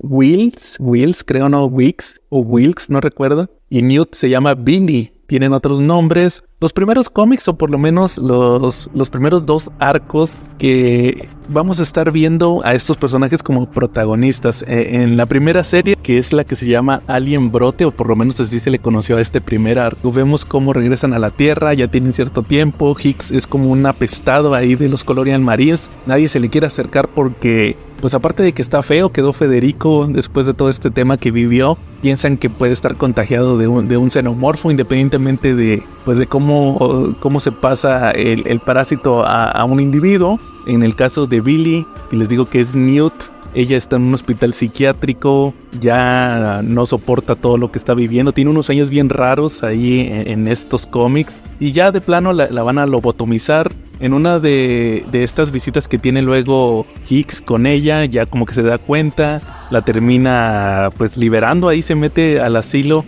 a este asilo psiquiátrico, se la lleva, la mete pues de contrabando a una nave. A Hicks ya lo estaban mandando a misiones pues ahí suicidas. De hecho, aquí lo que pasa en esta historia es que el ejército ya se dio cuenta de los aliens, el ejército tal cual lo quiere explotar, se van a llevar a Hicks y a otros soldados a una misión al planeta de los aliens. Aquí, fíjense, curiosamente aquí lo marcan como que hay un planeta de xenomorfos. Obviamente ya con las siguientes películas hay modificaciones a este canon, y pues Hicks decide llevarse a esta chavita a escondidas. Ahí a medio viaje se percatan que ella viene, como que ahí hay un choque entre Hicks y el otro soldado que estaba a cargo, y esta Newt o Billy, como se les conoce, les digo, ella se termina ahí en un giro muy curioso. De hecho, se termina enamorando de otro soldado que termina siendo un robot, era un sintético. De hecho, ahí mencionan, todos eran sintéticos excepto Hicks, Newt y el otro soldado a cargo.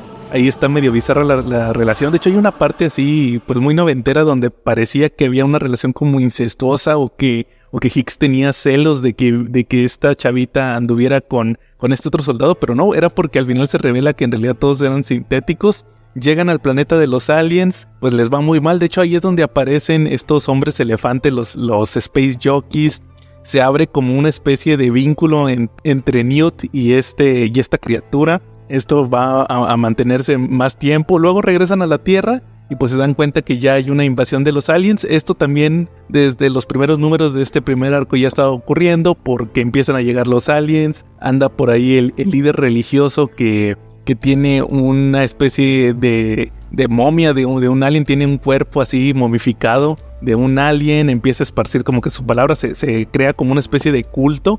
Y luego aparte los militares como que también ahí intervienen. Tenían en instalaciones, de hecho no son los militares, son la corporación, nada más que le cambian el nombre por todo este tema de derechos. También incluso la Weyland-Yutani no se le menciona tal cual, tiene otro nombre, BioIngen o algo así. Entonces ellos terminan teniendo unos aliens en la Tierra, pero llegan los fanáticos religiosos y los liberan supuestamente porque son sus dioses, y ahí se arma, ahí es donde todo se va a la fregada y se crea la invasión de los aliens en la Tierra, que les digo que esta invasión va a tener repercusiones en muchos cómics. ¿Por qué? Porque es un hecho canónico, por lo menos era canónico en estos cómics de Alien. Luego Hicks y Newt se van en una nave y ahí empieza el segundo arco, que es el de Nightmare Asylum, el de Asilo de Pesadilla, que también se me pasaba a mencionarles. Estos cómics los escribe este escritor que estuvo muchos años en Dark Horse, Mark Verheiden. El primero lo dibuja Mark Nelson, que tiene un estilo un poquito más clásico para estas historias, y es un poquito más tradicional, más al estilo de los 80s. Y el segundo cómic, el segundo arco, el del Asilo de Pesadilla, lo dibuja Dan Beaubase, que tiene un estilo más artístico, un poquito más como de pintura. Me recuerda mucho a Fraser Irving, un artista que a mí en lo personal no me gusta.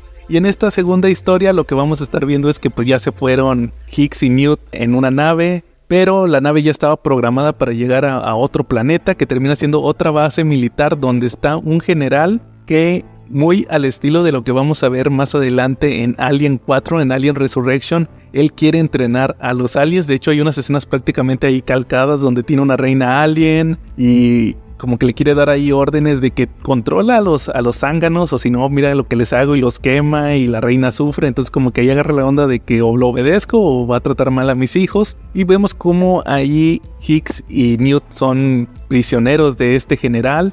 También otra cosa muy bizarra que se me había pasado a decirles es que este soldado sintético del que estaba enamorada Newt, ahí en la miniserie anterior hay una parte donde lo parten a la mitad los aliens y ya nada más es un torso. Entonces ahí lo tiene esta Newt lo lleva a todas partes, lo tiene en la nave ahí, que nada más es un torso ahí tapado, y luego de repente se pone medio dramáticos porque ella le dice que lo ama, y no me veas así, no me veas que soy solamente un torso. Sí, está muy bizarro. Ya termina librándose de este general, porque obviamente iba a salir mal, igual que como pasó en Alien Resurrection, de que se le salen los aliens, y entonces ya por fin se liberan de este general, regresan a una estación espacial donde ya quedan los últimos vestigios de la humanidad, andan ahí viendo transmisiones de que la Tierra está completamente invadida por los aliens, y ahí es donde hace su regreso Ripley en la última página, ya tal cual, ya no está censurada como aparecía en las primeras miniseries.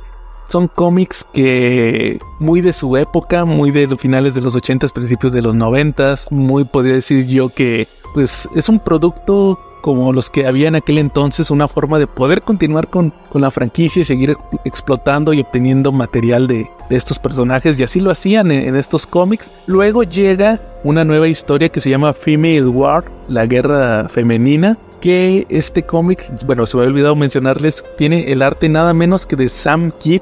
Él llega a ponerle un estilo muy personal a esta tercera miniserie, y aquí, por lo menos en los cómics que yo tengo, ya vuelven a decirle Ripley, Hicks y Newt. ¿De qué se trata esta tercera miniserie? Ripley estuvo en el espacio todo este tiempo, se unió a unos mercenarios, estuvo investigando a los aliens, estuvo viendo cómo eliminarlos, y ella se percató de un hecho que nadie se había dado cuenta, que era que aparte de la reina alien existía una jerarquía todavía más alta, que era la emperatriz madre o la madre reina, que era pues la reina alien que daba a luz a las reinas, o sea, que ponía los huevos de las reinas. Entonces la idea de esta Ripley es que van a ir al planeta de los aliens, van a ir a secuestrar a una reina alien, una emperatriz, y se la van a llevar a la Tierra, y supuestamente ella tiene como un control donde puede manipular a todos los aliens. El hecho de que esté en la Tierra va a hacer que todos los aliens quieran llegar a protegerla, y cuando ya estén todos juntos le van a aventar una bomba nuclear, y ya con eso se va a librar la Tierra supuestamente de los aliens. Entonces vamos a estar viendo durante esta miniserie todo el procedimiento donde Hicks, ahora sí ya es Hicks, ya no le ponen Wilkes, y a Newt ya no le ponen Billy, y Ripley y su banda de mercenarios van a llegar al planeta de los aliens. De hecho, hasta crean, utilizando las mismas estructuras de los nidos de los aliens, le crean como una jaula y se llevan a la reina, y pues ahí supuestamente con eso ya van a detener la invasión, que son alrededor de 12, 15 números, no recuerdo ahorita muy bien, que fue pues el primer intento de Dark Horse de traer historias del universo de Alien. De hecho, es aquí donde sale este otro cómic que les mencioné de teoría de propagación Alien, donde le tratan de dar un origen a la especie. Dicen que viene de un planeta, que era un planeta muy hostil, que pues su modus operandi era como una colmena, que se creaban las colmenas y siempre tiene que haber una reina, pero que le echan la culpa que supuestamente alguna vez llegó pues una especie extraterrestre, que no eran los Space Jockeys, era otro alienígena, y ellos se llevaron pues una reina alien, y así fue como se fue propagando pues esta amenaza por todo el universo. En sí, les digo, son cómics muy de la época, como les mencionaba hace un momento, están entretenidos a secas, creo que más que nada son pues testigos de lo que se hacía en aquella época para mantener la franquicia.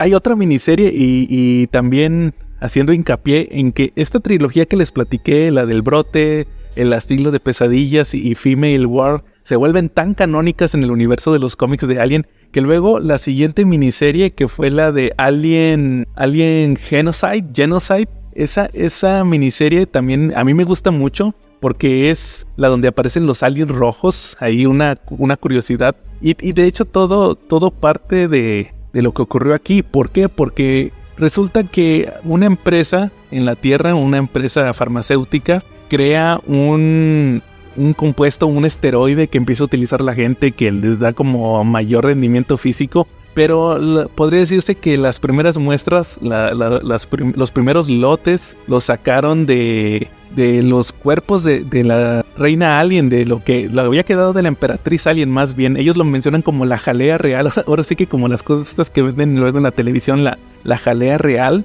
de la emperatriz, pero luego quisieron sintetizar el elemento y no funcionó, o más bien la versión artificial tiene efectos secundarios. Entonces pues la idea es que van a hacer una expedición al planeta original de los aliens para buscar jalea real de la reina emperatriz alien, para poder seguir con la fabricación de este esteroide que está arrasando en la Tierra. Incluso el farmacéutico, el dueño de la compañía, es el que organiza la expedición. Pero en el planeta de los aliens hay un problema, porque como Ripley se llevó a la emperatriz y les decía que tenía como una especie de control mental sobre los demás aliens, se crea como una especie de vacío de poder, que la misma genética de los aliens tenía como un respaldo, como una especie de plan de contingencia, donde otra reina pone dos huevos, pero también se pusieron 2 huevos porque no existía esta comunicación mental que tenían los aliens. Por error se ponen 2 huevos, sale una reina normal y una reina roja. Y pues cada una de ellas es protegida por una colmena de aliens. Cada una de ellas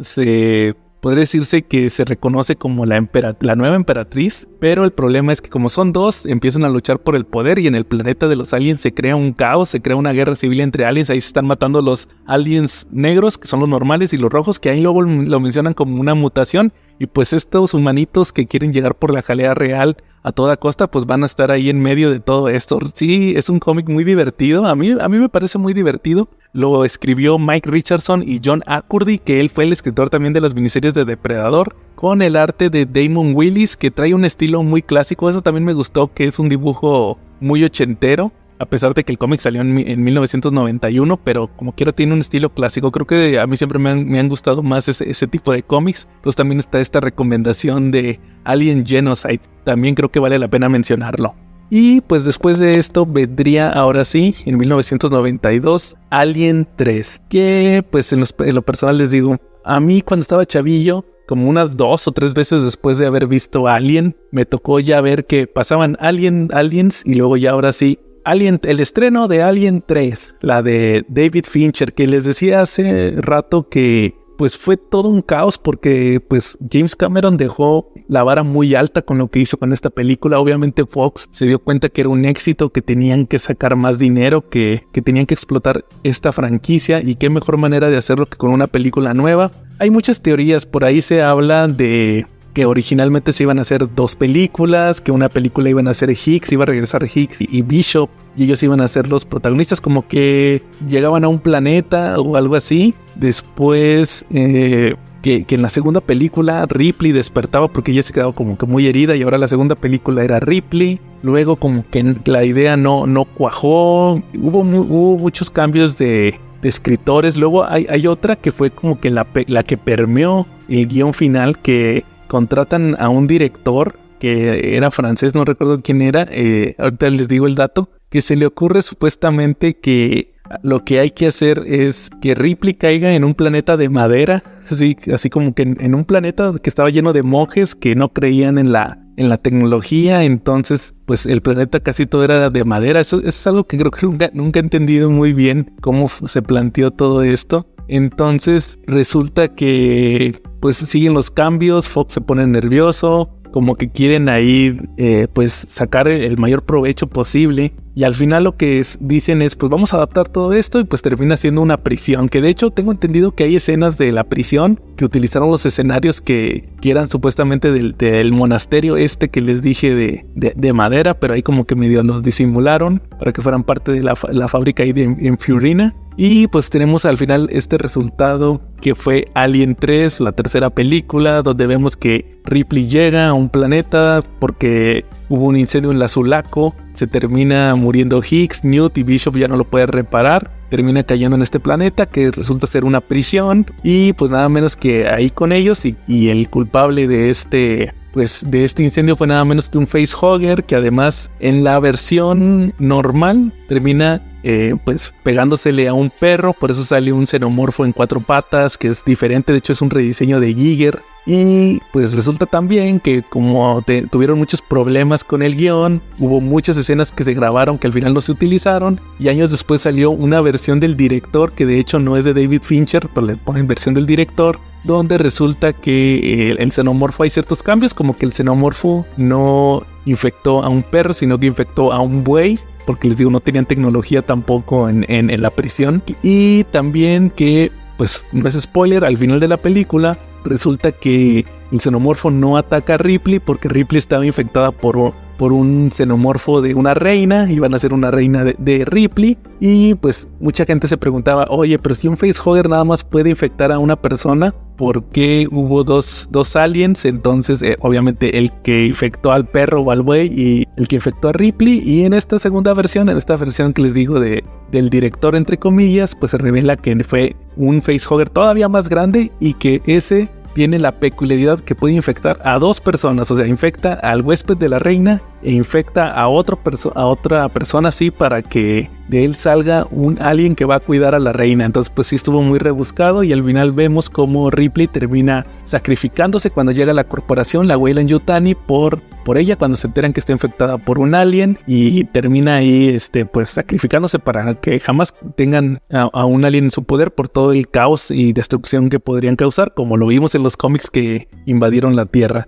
En sí, les digo, Alien 3 tiene cosas rescatables. Nunca ha sido de mis favoritas, les digo, a mí me dio un choque, pues es que es muy contrastante cuando la comparas con la segunda. Cuando eres chavito no me gustaba para nada, yo creo que es un gusto adquirido, y más porque ahorita lo están repitiendo mucho en varios canales. Una de las características que siempre me ha llamado la atención es que ahí aparece Charles Dance, este actor que lo conocimos, pues creo que todos estamos más familiarizados con él porque salió en Game of Thrones, era Tywin Lannister, y que pues últimamente ha hecho muchas películas por la misma fama que resurgió después de haber hecho Game of Thrones, pero en aquellos 90s pues lo vimos aquí en Alien 3 y era el malo de la del último gran héroe, de Arnold Schwarzenegger. Siempre me llamó la atención verlo aquí en Alien 3. También les digo, es que es muy curioso, creo que podríamos hablar mucho de esta película, de todo lo que representa. También esta Sigourney Weaver dicen que ya estaba harta, por eso mismo ella pidió que a Ripley la mataran al final de la película. También creo que ella fue la que pidió que no hubiera armas, porque creo que sí le chocó mucho el hecho de que los Colonial Marines tuvieran tantas pistolas en la segunda película, y aquí dijo no quiero armas, y por eso también siguió adelante esta idea del planeta sin tecnología. El tema de que fueran prisioneros y todo eso, y que Ripley pelona, siempre se me hizo muy contrastante. Creo que les digo, es una atmósfera muy diferente, sí es un choque pues importante, pero pues al final ahí va a quedar, y más porque pues al final el director terminó siendo David Fincher, fue el que le cayó la bolita de esta película de Alien 3, y pues al final no la considero como de sus grandes obras, porque yo creo que él se destacó más como por ejemplo el Club de la Pelea y también por Seven. Entonces, pero ahí es una curiosidad que él le tocara aventarse pues este balón que ya mucha gente había tomado y había dejado de la tercera película de Alien. Otros puntos también que les puedo platicar de Alien 3 referente a los cómics es que tuvo su adaptación tal cual publicada por Dark Horse. Curiosamente pasó lo mismo con Depredador 2, también esa película tuvo su adaptación en cómic, pero existe también otro cómic que sacó Dark Horse ya casi al final de cuando ya iban a perder los derechos de la franquicia. Es muy curioso cómo Dark Horse al último con sus cómics ya se decidió por sacar las mentadas, el guión original o el screenplay original. ¿Por qué? Porque, por ejemplo, sacó el cómic del que vamos a hablar de Alien 3, la versión original, del guión original, pero también sacó el cómic de el guión original de la primera película de Alien, que ese lo vamos a mencionar más adelante cuando vayamos a Prometheus. Pero también hizo algo muy similar con Star Wars, porque de hecho también ya se publicó en México ese cómic, y pues Dark Horse publicó en su momento el guión original de Star Wars. Yo en lo personal no soy tan fanático de estas versiones, porque cuando son guiones que son muy parecidos al concepto final, suelen pues copiar cosas. Creo que es imposible no referenciar el material fuente. O sea, si van a checar el guión original de Alien o el guión original de Star Wars, mucho de lo que van a plasmar en el cómic, y más porque el cómic es un medio visual, va a tener que ver con las referencias que tiene el artista del material. O sea, independientemente de que sea el guión original y tenga cosas únicas o cosas que no se plantearon en la película, pues el artista va a tomar elementos de la película para reflejarlo. En el caso del guión de Alien 3, del cómic, aquí es muy parecido a lo que les mencioné hace rato podría decirse que es esta primera película que les mencioné que iba a ser protagonizada por Hicks y Bishop. En sí llegan la Sulaco a una base espacial, está como una especie de corporación rival a la Weyland-Yutani. Ellos descubren que hay xenomorfos en la nave, tratan de investigar toda la situación. Ripley está noqueada, de hecho no recuerdo muy bien, como lo estuve ojeando, no entendí muy bien qué fue lo que ocurrió con Ripley. Ella desaparece ahí prácticamente. Los protagonistas son Hicks y Bishop, y pues ellos tienen que combatir a los xenomorfos que se están metiendo en esta nave espacial. Además de que esta corporación rival de la Weyland-Yutani pues se quiere hacer con los xenomorfos. Ellos saben que es un recurso valioso, y pues como el mensaje que al final tuvimos en Alien 3, van a hacer lo imposible para poder conseguir esta arma biológica. Un detalle curioso que me regresa a esto que les mencionaba de que se inspiran en las películas para sacar estos supuestos guiones originales, es que en esta versión de Alien 3 aparece el Newborn, aparece una versión humana o así como híbrido humano alien con cara de calavera, muy parecido al que vimos en Alien Resurrection. Y pues obviamente yo me imagino que el artista y el escritor se basaron en lo que había aparecido en esta cuarta película. O sea, no fue algo así tan original que digamos. Digo, fue un experimento curioso el ver ahora sí supuestamente en cómic lo que nunca vimos en la pantalla o lo que nos perdimos en la pantalla, pero en sí pues no es tampoco algo así muy pues que no podíamos vivir sin él. Otro cómic también que me está viniendo a la memoria relacionado con todo esto es, no sé si ustedes recuerden que hace unos meses yo hablé del cómic del What If de Alien, que qué hubiera pasado si Burke, el personaje que llevó a Ripley en la segunda película de regreso al planetoide donde estaban los aliens, qué hubiera pasado si él hubiera vivido. Este cómic de hecho ya lo pueden revisar también en el canal de YouTube, ya hice la reseña tal cual de la miniserie. Aquí Burke nos muestran que en la parte donde él muere en la película se salva, se infiltra en Azulaco, es testigo de todo lo que ocurre con la reina alien ahí en la nave. Ya cuando al final de la película, cuando Ripley, Hicks y Newt se van a la invernación, aparece Burke. Él hace un trato con el jefe de la Weyland-Yutani para ofrecerle un xenomorfo, y aparte le dice que pues pasaron muchas cosas. Aparte le quieren echar la culpa a él, lo quieren tomar como una especie de chivo expiatorio, y pues Burke lo que va a hacer es que les va a decir, no, pues si me echan de cabeza yo voy también a decir todo lo que aquí ocurrió. Al final él pues como que es convencido de que, ¿sabes qué? Deshazte de los testigos. Entonces aquí, muy relacionado con Alien 3, por lo menos en esta versión,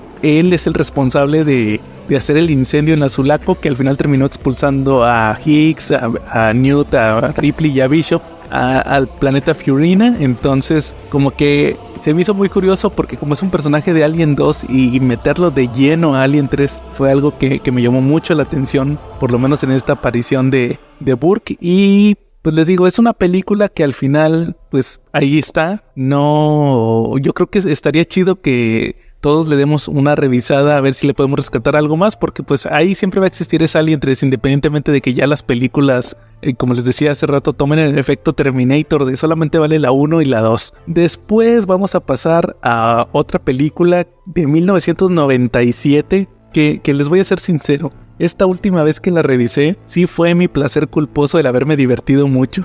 Creo que fue como en el episodio anterior que les platiqué de las películas del Cuervo, que les dije, ¿saben qué? Sinceramente me entretuvo más la 3 que la 2, entonces aquí también la Alien Resurrection no me la tomé en serio. Es una película pues muy curiosa, sobre todo por cómo se hizo, y de hecho ni siquiera la misma Ripley, la Sigourney Weaver se lo tomó en serio, y al final pues es una película que no aporta nada, pero tampoco quita en la franquicia, puede tomarse como no canónica, pero eso sí, pues estuvo muy buena la diversión con los xenomorfos y con todo lo que apareció, incluso hasta con el Newborn, con este híbrido que les mencioné hace rato, que a mí en lo personal sí me gustó, sí se me hizo una película divertida. Esta película tiene la peculiaridad que la escribió Joss Whedon. Creo que también por eso es medio dinámico el guión. La dirigió Jean-Pierre Jeunet, que creo que ya no hizo así una película así que diga yo, wow, qué gran película. De hecho, sí, creo que no, ya no hizo nada así muy pues mainstream, pero bueno, creo que estuvo bien la película. Aparece Ron Perlman, aparece también esta Winona Ryder, que ella es la robot de esta película.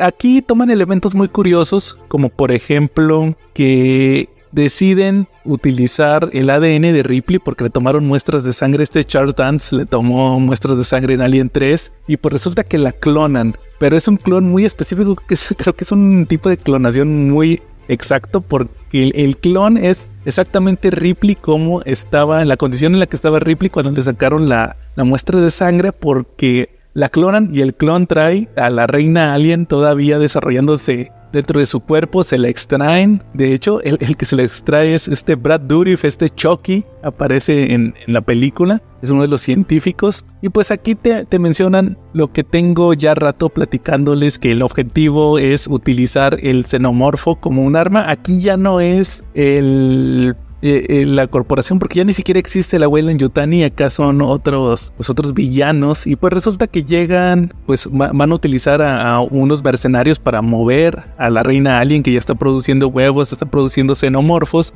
Incluso Brad Dourif tiene una parte ahí donde es un experimento donde les quiere enseñar obediencia. Y también aquí refleja mucho lo que les platiqué hace rato de este cómic de Nightmare Asylum, donde pues de igual manera como este general que vimos en el cómic, aquí Brad Dourif hace lo mismo, los castiga así como que para que aprendan a obedecer. Y al final pues llega Winona Ryder, que es una robot, pero curiosamente creo que aquí tuvieron unas ideas muy buenas que al final no desarrollaron, como que ella era una robot, sí, pero era una robot hecha por robots, era una generación 2, la mencionan así. No la crearon humanos, no era una replicante hecha por humanos, sino que los mismos replicantes ya hacían sus propios replicantes, y pues ella está consciente de la amenaza que representa que los xenomorfos lleguen a la Tierra. Incluso dice que si llegan los xenomorfos, se acaba la Tierra, prácticamente van a destruir el planeta, algo que, como les digo, ya vimos también en los cómics, donde invadieron la Tierra en estas miniseries que les mencioné.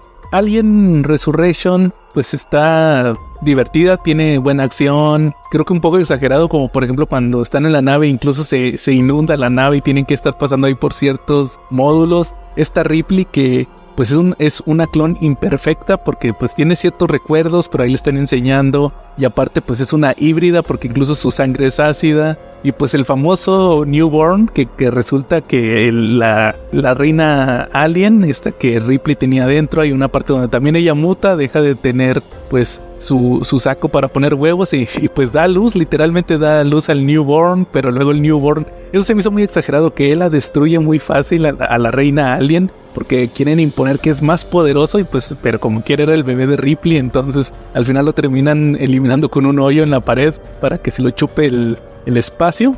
Al final esta película pues es una palomera. Yo creo que pues fue el intento de revivir la franquicia, de que cobraran los actores. Obviamente Sigourney Weaver cobró un montonal de dinero, de poner sus condiciones, porque creo que siempre se iban a grabar a Inglaterra. Todas las películas se grabaron en Inglaterra, y ella dijo no, si quieren que grábenla en Los Ángeles, armen los sets acá, porque no me quiero mover hasta Europa. Entonces pues creo que estuvo bien, es entretenida. Yo creo que la pondría al mismo nivel personalmente de las películas de Alien contra Depredador, que por cierto no las voy a mencionar en este podcast, porque sí, tengo planeado también el episodio del solo podcast de Depredador, de las películas de Depredador. Yo las considero más películas de Depredador, porque pues el Alien solamente pues son la amenaza, no tienen así un arco de historia muy importante, a diferencia de los Depredadores, que son como que los que mueven ya más lo que ocurre. Entonces pues sí, Alien Resurrection ahí está también. Después nos vamos a mover 15 años en el futuro, hasta el 2012. ¿Por qué? Pues porque resulta que Ridley Scott se le ocurrió que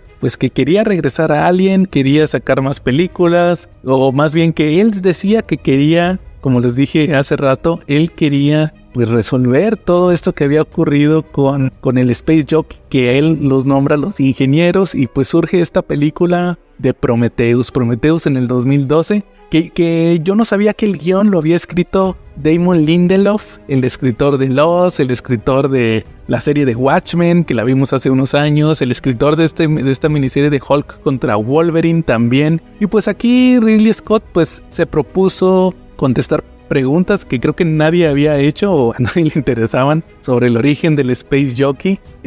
Yo sinceramente, la primera vez que la vi, sí se me hizo interesante. Vemos como todo este filme tipo Ridley Scott, como lo platiqué al principio, como en Gladiador, como en Robin Hood, que utiliza así tonos muy oscuros, muy filosóficos. Vemos a David interpretado por se me fue el nombre, por Magneto, Michael Fassbender. Y pues resulta que él es el primer androide creado por la Weyland. Aquí él pues tiene que llevar a la tripulación de la Prometheus, que son unos científicos, es la doctora Shaw y el otro no me acuerdo cómo se llamaba, que viene siendo una pareja que... el doctor Holloway, que pues son una pareja que descubrió que el origen de los humanos viene desde el espacio, que hay una especie de invitación en pinturas rupestres en varias culturas a unas coordenadas de unas estrellas. Aparte de que al principio de la película tuvimos esta escena del calamardo guapo de los ingenieros, que al final se les quedó los calamardos guapos, donde se toma un líquido negro y pues se destruye y supuestamente sus células mutan y ahí se crea la vida en la Tierra. Entonces pues quieren encontrar a los creadores de la humanidad. Yo les recomiendo mucho en lo personal, tanto de Alien 3, de Alien Resurrection, de Prometheus y de Alien Covenant. Chequen videos en YouTube porque hay gente que se avienta unos prácticamente documentales de cómo se hicieron las películas o de qué es lo que quisieron decir en estas películas, porque hay unas ideas, pero híjole, son unas ideas bien locas, sobre todo ¿no? en Prometheus y en Alien Covenant, que de plano a Ridley Scott hizo un Zack Snyder que quiso sacar su versión del director y dejó mucho material fuera, pero luego lo metía en videos o en videos que tenías que ver o previos o trailers o extractos que tenías que ver tú antes de ver la película o como complementarios para poderle entender. Entonces Prometheus en sí lo que nos platicaba era pues que querían conocer a los Space Jockeys, que ver una historia de ciencia ficción que supuestamente Ridley Scott decía que iba a estar alejada de Alien, pero pues al final de la película, o esa fue mi impresión la primera vez que la vi, pues al final tiene una escena postcréditos donde aparece pues un proto-alien, así al final nace de ahí de un calamar que pues podría decirse que es el equivalente del facehugger y aparece y incuba en un ingeniero y aparece un alien pero así medio raro. Les digo, esa fue mi primera impresión cuando yo vi la película, pero pues resulta que viendo estos videos y todos estos conceptos descartados, pues resulta que no. Resulta que este supuesto alien que aparece al final resulta que no es un alien, sino que es el dios de los ingenieros, es el Deacon, le llaman el Deacon, y pues ahí todo este material pues extra que no se metió en la película y en guiones y todo esto, porque incluso en la película llegan a aparecer ahí unas pinturas rupestres en la nave, que supuestamente ahí explican todo lo que tiene que ver con este Deacon. Pues resulta que al final te dan el mensaje que los ingenieros pues eran una raza muy avanzada, muy al estilo de la ciencia ficción, que en un punto ya no se podrían reproducir. Utilizan la sangre de su dios, supuestamente que es este líquido negro, que resulta ser, pues, según dicen, la sangre del Deacon, de este alien, pues para crear vida. Y pues se supone que la vida en la Tierra, bueno, eso sí lo dicen en la película, que la vida en la Tierra fue como que una decepción, iban a mandarles una nave llena de líquido negro, pues para destruir la Tierra. Y pues resulta que sí, que ellos no habían podido crear copias del Deacon hasta que pasó todo esto, que se incubara en un humano y que luego que tuviera relaciones con una mujer y que luego le sacaran ahí el calamar, como pasó con la doctora Shaw, y que el calamar impregnara ahí a un ingeniero así bien revuelto, y pues así nace un Deacon, que ya nunca volvimos a saber de ese Deacon que se quedó ahí en el planetoide. Pero pues les digo, es una película muy rebuscada. Está chido ver eso, como que cuáles eran las ideas originales del Damon Lindelof, porque ahí mencionan que incluso en una conversación que tienen al final de la película David con el ingeniero, que es... Yo la acabo de volver a ver y pues es nada más unas 2 o 3 líneas y en eso el ingeniero le vuela la cabeza a David.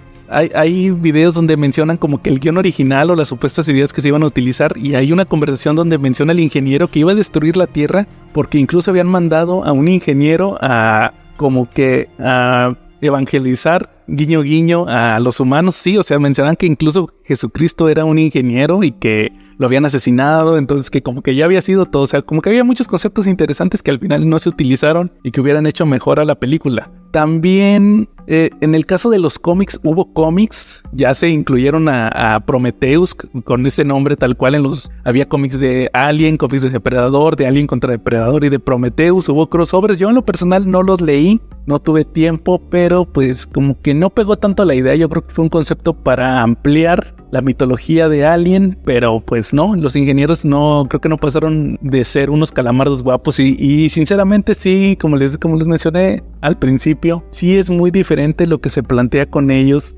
a diferencia de lo que les había dicho al principio, que habían salido en los cómics, que eran como unos hombres elefante con poderes psíquicos, y pues no, resulta que acá son pues nomás unos güeyes como científicos, así como unos protohumanos, entonces como que no tiene el mismo pegue. Les digo, ese es el problema de cuando se quiere reescribir una franquicia, que se quieren sacar datos adicionales, que al final no todas las ideas pegan. También tuve oportunidad de ojear el guión original, o más bien el cómic, que supuestamente es el guión original de la primera película de Alien. Y pues desde que había visto unos videos donde también mencionaban estos guiones, pues mencionaban la mentada pirámide, que fue algo que supuestamente en el guión original iba a haber una pirámide, que los xenomorfos iban a ser originarios del planeta, pero al final se cambió, que mejor que vinieran en una nave espacial. Y pues fue algo más o menos como lo que se planteó ahí en Prometheus, donde pues era como una edificación, pero no, al final resultó que también era la nave, o sea, como que fue un guiño a todo esto que se había planteado en el guión original.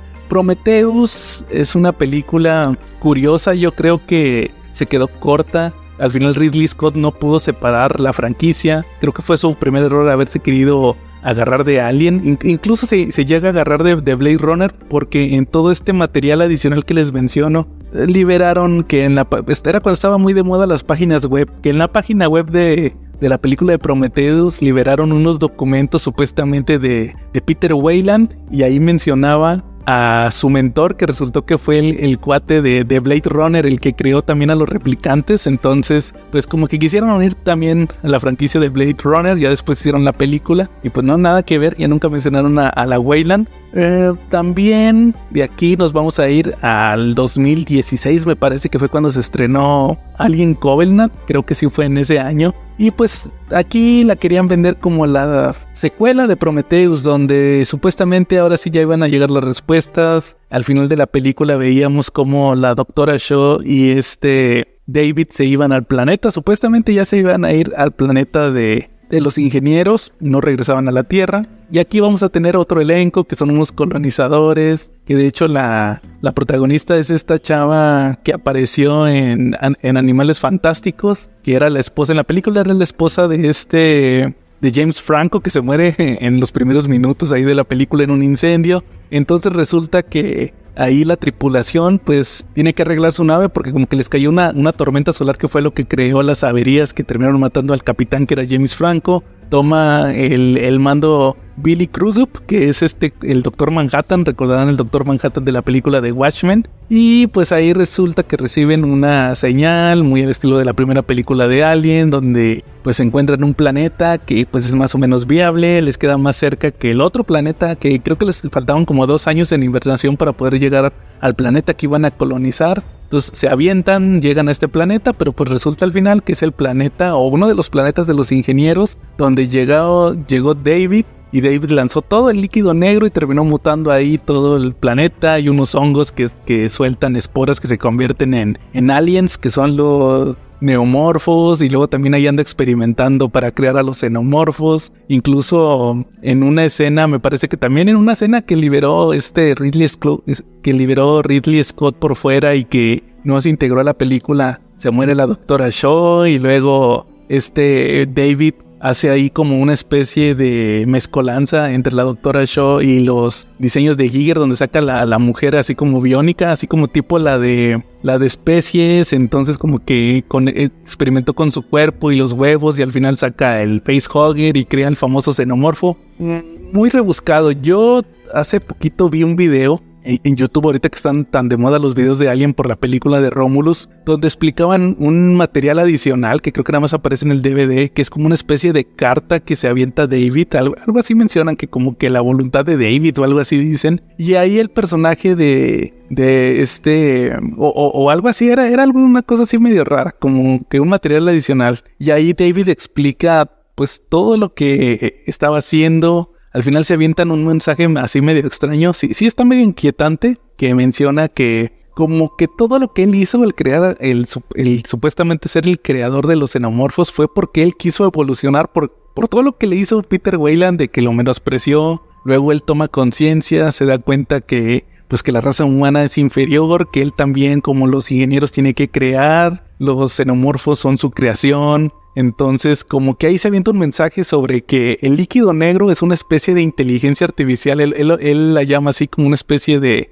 inteligencia artificial biológica. Entonces, pues estos xenomorfos y su habilidad se llama DNA Reflex, que es esta habilidad donde ellos pues copian las habilidades del huésped, pues que es como una especie de sobreescribir el ADN. Entonces, como que ahí pues es una especie de pues mezcla entre, como que el xenomorfo es una mezcla de seres biológicos o tecnológicos. Entonces ahí como que David da a entender que el futuro no es ni biológico ni tecnológico, sino que es tecnoorgánico. Entonces como que estos pues xenomorfos son como que el siguiente paso en la evolución. O sea, eso está chido, pero hubiera estado más chido si lo hubieran metido en la película, no en los materiales extra. Entonces al final pues se quedó en un intento todo esto de Alien Covenant. Ya no se sacó una secuela. Esta película de Alien Romulus no tiene nada que ver. Por ahí escuché un rumor, no me hagan mucho caso porque ni siquiera es un spoiler o ni siquiera es un rumor que yo haya leído. Por ahí leí o escuché alguna vez que se rumoraba que a lo mejor en la película mencionaban a David. No creo, no sé, la verdad no les podría confirmar si es cierto o no, porque todavía ni siquiera sale en la película. Pero lo que sí hicieron, y que creo que aquí es con lo que vamos a terminar el episodio, con meternos de lleno a esto, es como al final sí deciden meter a David, pero en los cómics nuevos de Marvel que está sacando de Alien. A mí solamente me ha tocado leer los cómics de Philip Kennedy Johnson, que fue el primer escritor que tomó la franquicia ahora que Marvel obtuvo los derechos. Fue por ahí del 2020, 2021, no recuerdo muy bien. Que resulta que anuncian que ahora Marvel va a también tener cómics de Alien, cómics de Depredador. Bueno, los de Depredador se anunciaron después, hubo unos problemillas ahí con la licencia, salieron ya cuando Alien estaba más avanzado. Ahorita este año salieron los del Planeta de los Simios, ya hay más franquicias. Pero en el caso de Alien, pues les digo, le toca a Philip Kennedy Johnson, un escritor que ya había estado trabajando en DC Comics con Superman, que de hecho hizo este cómic muy bueno de la saga de War Wars. Se los recomiendo, también hay videos ahí en el canal de YouTube del CC Podcast por si quieren checar esos cómics, pero acá le toca hacer Alien. Y sinceramente, pues yo tenía muy pocas expectativas con estos cómics. Como saben, yo soy más fan de Depredador. No tenía tantas ganas de leer estos cómics de Alien, pero sí, sinceramente me sorprendieron mucho, se me hicieron muy buenos. Por lo menos estos que se avienta Philip Kennedy Johnson, que fueron 18 números, podría decirse que son 3 historias. La primera historia que él se avienta es Bloodlines, o así se le llamó a este primer arco narrativo. Es una historia independiente, es un cómic donde está acompañado por nada menos que Salvador Larroca, que es un dibujante buenísimo. A mí se me hace muy buen dibujante porque es muy bueno para pues representar a los actores, sobre todo así cuando es como un dibujo realista, sí tiene muy buen estilo. Entonces aquí la historia nos va a estar presentando cómo hay un personaje que se llama Gabriel Cruz, que es pues una especie de jefe de seguridad que trabaja para la Weyland-Yutani. Él pues fue un Colonial Marine. Ahí nos platican conforme va avanzando esta primera historia que él y sus compañeros cuando eran jóvenes fueron a una misión donde encontraron una nave que fue infectada por xenomorfos y de una u otra manera al final él terminó trayéndose un xenomorfo. Ya más adelante en el cómic te explican cómo estuvo la situación, pero pues resulta que él termina retirándose, se va a la Tierra, ya él va a disfrutar su jubilación, pero termina teniendo un choque con uno de sus hijos, en el sentido de que su hijo es muy rebelde, le reprocha muchas cosas. Hay una parte donde el hijo le dice que pues que no quiere tener una relación con él ahora que regresó a la Tierra, pero en realidad todo esto fue una fachada porque el hijo termina robándose una especie de tarjeta de seguridad con la cual pueden ingresar a la instalación donde estaba trabajando Gabriel, que es una estación espacial. ¿Por qué? Porque el hijo pertenece a un grupo de activistas que están en contra de la Weyland-Yutani, se meten a destruir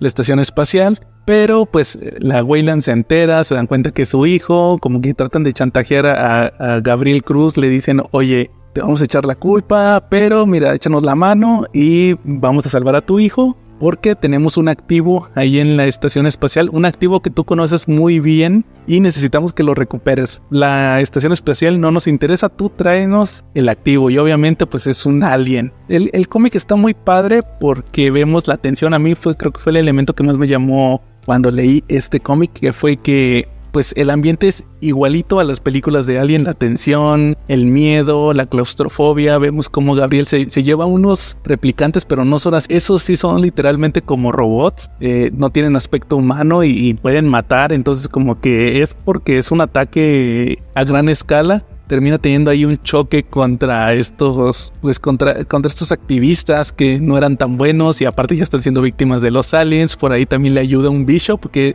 es un Bishop igualito al que conocemos, pero es otro, que era como una especie de psicólogo para Gabriel ahí en la estación espacial cuando estaba trabajando. Entonces pues ahí tienen que sacar el alien. ¿Por qué? Porque pues es un recurso muy importante, como les he dicho. Siempre la misión de la Weyland-Yutani es obtener un alien. Y pues a lo mejor ahí hubiera terminado el cómic. Este cómic principalmente tuvo mucha popularidad por el hecho de que se mencionó desde las portadas una figura que pues se imponía, que era una especie como mujer alien. De hecho, desde el principio del cómic vemos a esta figura, es como una especie de diosa alien, así que es como una mujer muy intimidante. Creo que algo muy importante de este cómic es que se prometía que revelara el misterio de este personaje y al final nunca llegó, por lo menos en este primer arco. Pero creo que sienta las bases para lo que viene posteriormente, que es en el segundo arco, que es el de Revival. Aquí ya nos van a mostrar cuál es el uso que quiere la Weyland-Yutani para estos aliens. Los utilizan como una especie de agente biológico. El segundo arco nos platica de una especie de colonizadores que viven en un planeta. Estuvieron como 20 años trabajando para hacerlo sustentable, para tener como una terraformación, pero el detalle aquí es que no es de la Weyland-Yutani, son de otras compañías, de otros gobiernos, y pues ya cuando van a firmar todos los papeles para ser propietarios, ellos mismos, el haber trabajado el planeta y ser los propietarios, pues les termina cayendo una nave de la Weyland, o más bien mandada por la Weyland, que está infectada con xenomorfos. Empiezan a atacar ahí a los habitantes y pues les toca a ellos y sobre todo a una líder que tienen ahí, pues salir bien librados de todo esto. Este segundo arco, les digo, nos muestra más como que para qué quería la corporación a los xenomorfos, cuál es el uso que les va a dar, cómo pueden ellos destruir a sus enemigos utilizándolos, que es algo que siempre se ha mostrado también en la ciencia ficción, el utilizar criaturas. Es como por ejemplo en Jurassic World cuando querían utilizar a los velociraptors en la guerra. Entonces todo eso es muy viable para esta corporación. Y ya el tercer arco, que es era Bloodline, Revival y el otro era Icarus. Esta tercera miniserie que ya no la hace Salvador La Roca, creo que fue uno de los grandes errores que ya no regresara este dibujante. Aquí nos van a mostrar a unos sintéticos que eran una especie de escuadrón de la Weyland-Yutani, que pues ellos se escaparon, se fueron a vivir a un planeta, viven ahí solos, están muy felices y de repente llegan a pedirles ayuda porque resulta que en un laboratorio de la Weyland-Yutani, que años antes se perdió por una fuga radioactiva, existe un agente que necesitan para poder salvar otro planeta, que también hubo radiación, que va a haber muchas pérdidas en las cosechas de varios planetas. O sea, hay una cadena de alimenticia que se va a perder si no logran salvar pues estas instalaciones. Y les digo, en las instalaciones científicas que se perdieron años atrás, hay un agente que en realidad pues es un huevo de xenomorfo. Necesitan el huevo para poderle extraer una sustancia que le da resistencia a la radioactividad, igual que los aliens, pues para poder hacer una especie de vacuna y poder mandar gente a que salve las otras instalaciones. Entonces le toca a este equipo, por ser sintéticos ellos no les pasa nada con la radioactividad. Y pues resulta también que este planeta en realidad lo que ocurrió en estas instalaciones científicas fue que atacaron los aliens, se les salieron de control y pues ahí hay pues gente que está escondida y pues que tiene ya años escondida y viviendo pues con miedo de los aliens, tratando de sobrevivir. Aquí lo curioso es que uno de estos sintéticos es el que menciona David, lo menciona ya al final del cómic, menciona como que sus motivaciones, todo lo que decía David sobre los humanos. Él no confía porque ese es el típico personaje que en teoría se supone que es bueno, pero hace cosas malas para defender a los buenos, porque él no quería ir a la misión, no quería ayudar a los humanos. La líder de los sintéticos termina salvando a un chavito nada más porque pues fue el único que se pudo salvar. pero este otro robot le decía, no, déjalo, vámonos, los humanos no valen la pena, nos engañaron, yo creo que todo esto es una trampa, nos van a poner un 4 cuando les demos la vacuna. Y este personaje curiosamente termina de forma intencional liberando en uno de estos laboratorios. Se encontró como una especie de mosquito que estaba infectado por los xenomorfos o con ADN de xenomorfo. Este mosquito terminó picando a una mujer ahí como una especie de sobreviviente que sí había sido mala con los sintéticos, y se termina infectando como que con una enfermedad que poco a poco la termina convirtiendo como en una mujer alien, pero así muy burda. No crean que este diseño tan chingón que les digo que salió en los primeros cómics. Y al final es como una especie de reflexión sobre en qué se va a convertir la humanidad, porque esta primera mujer fue como que el primer híbrido alien humano que vemos en esta versión de los cómics, y al final me ha tocado leerlo en muchas partes. También se reflexiona que pues la intención de Philip Kennedy Johnson, por lo menos en estos primeros cómics, es convertir ahora a los xenomorfos en una especie de horror cósmico, en una amenaza cósmica de niveles tipo Lovecraft. Ya no solamente nos habla de que destruyan un planeta, sino de que van a evolucionar, y esta mujer alien que les digo que aparece desde el principio, en realidad es como que la cúspide. Hay un punto donde mencionan que este personaje sí existía porque lo veían en visiones. Supuestamente gente que había tenido contacto, o sea, gente infectada por los xenomorfos habían tenido visiones donde la veían, porque en realidad tenían como una especie de mente de colmena. Entonces era como que un ser que todavía no existía, pero que iba a existir. Era como, iba a ser como que la diosa de los aliens, y a la vez iba a ser como que el pináculo, como que la unión perfecta entre los humanos y los aliens. Eso era lo que iba a hacer esta mujer misteriosa que nos intrigó durante tantos números. Les digo, al final todo se trató de escalar. Ahora los aliens iban a ser un horror cósmico. Creo que eso se me hizo muy bueno, el hecho de que siempre ha sido una amenaza, pero ahora pueden eliminar planetas, pueden traer el caos. Creo que es algo que hace que se rescate mucho estos cómics. Luego entra Declan Shalvey a escribir los cómics, pero eso sí, lamentablemente todavía no los he leído. Espero leerlos próximamente y pues traerles aquí en el solo podcast más información de estos títulos de Alien que sinceramente creo que valen más la pena que los de Depredador. Y pues creo que ya con esto pues completamos un poquito más de una hora. Ya con la edición yo creo que sí va a ser más o menos una hora hablando de esta franquicia. Yo tenía muchas ganas de hablar de estos cómics. Para mí Alien, cómics y películas, porque para mí Alien es una franquicia que siempre ha existido pues en mi vida. He visto muchas películas, también los cómics, videojuegos, sí, siempre han estado ahí. Pues qué chido que ya vaya a haber una nueva película, así que pues vámonos todos a ver Alien Romulus, que sinceramente solamente vi el primer teaser, no he visto el tráiler, y creo que va a valer mucho la pena. Creo que se le ha invertido mucho para traer nuevamente esta franquicia, así como pasó con Prey cuando salió esta precuela de Depredador. También esta nueva etapa de Fox, ahora 20th Century Studios, y pues ojalá y valga la pena. Así que con estos nos despedimos. Aquí estuvo Joe Hicks y nos vemos en la próxima.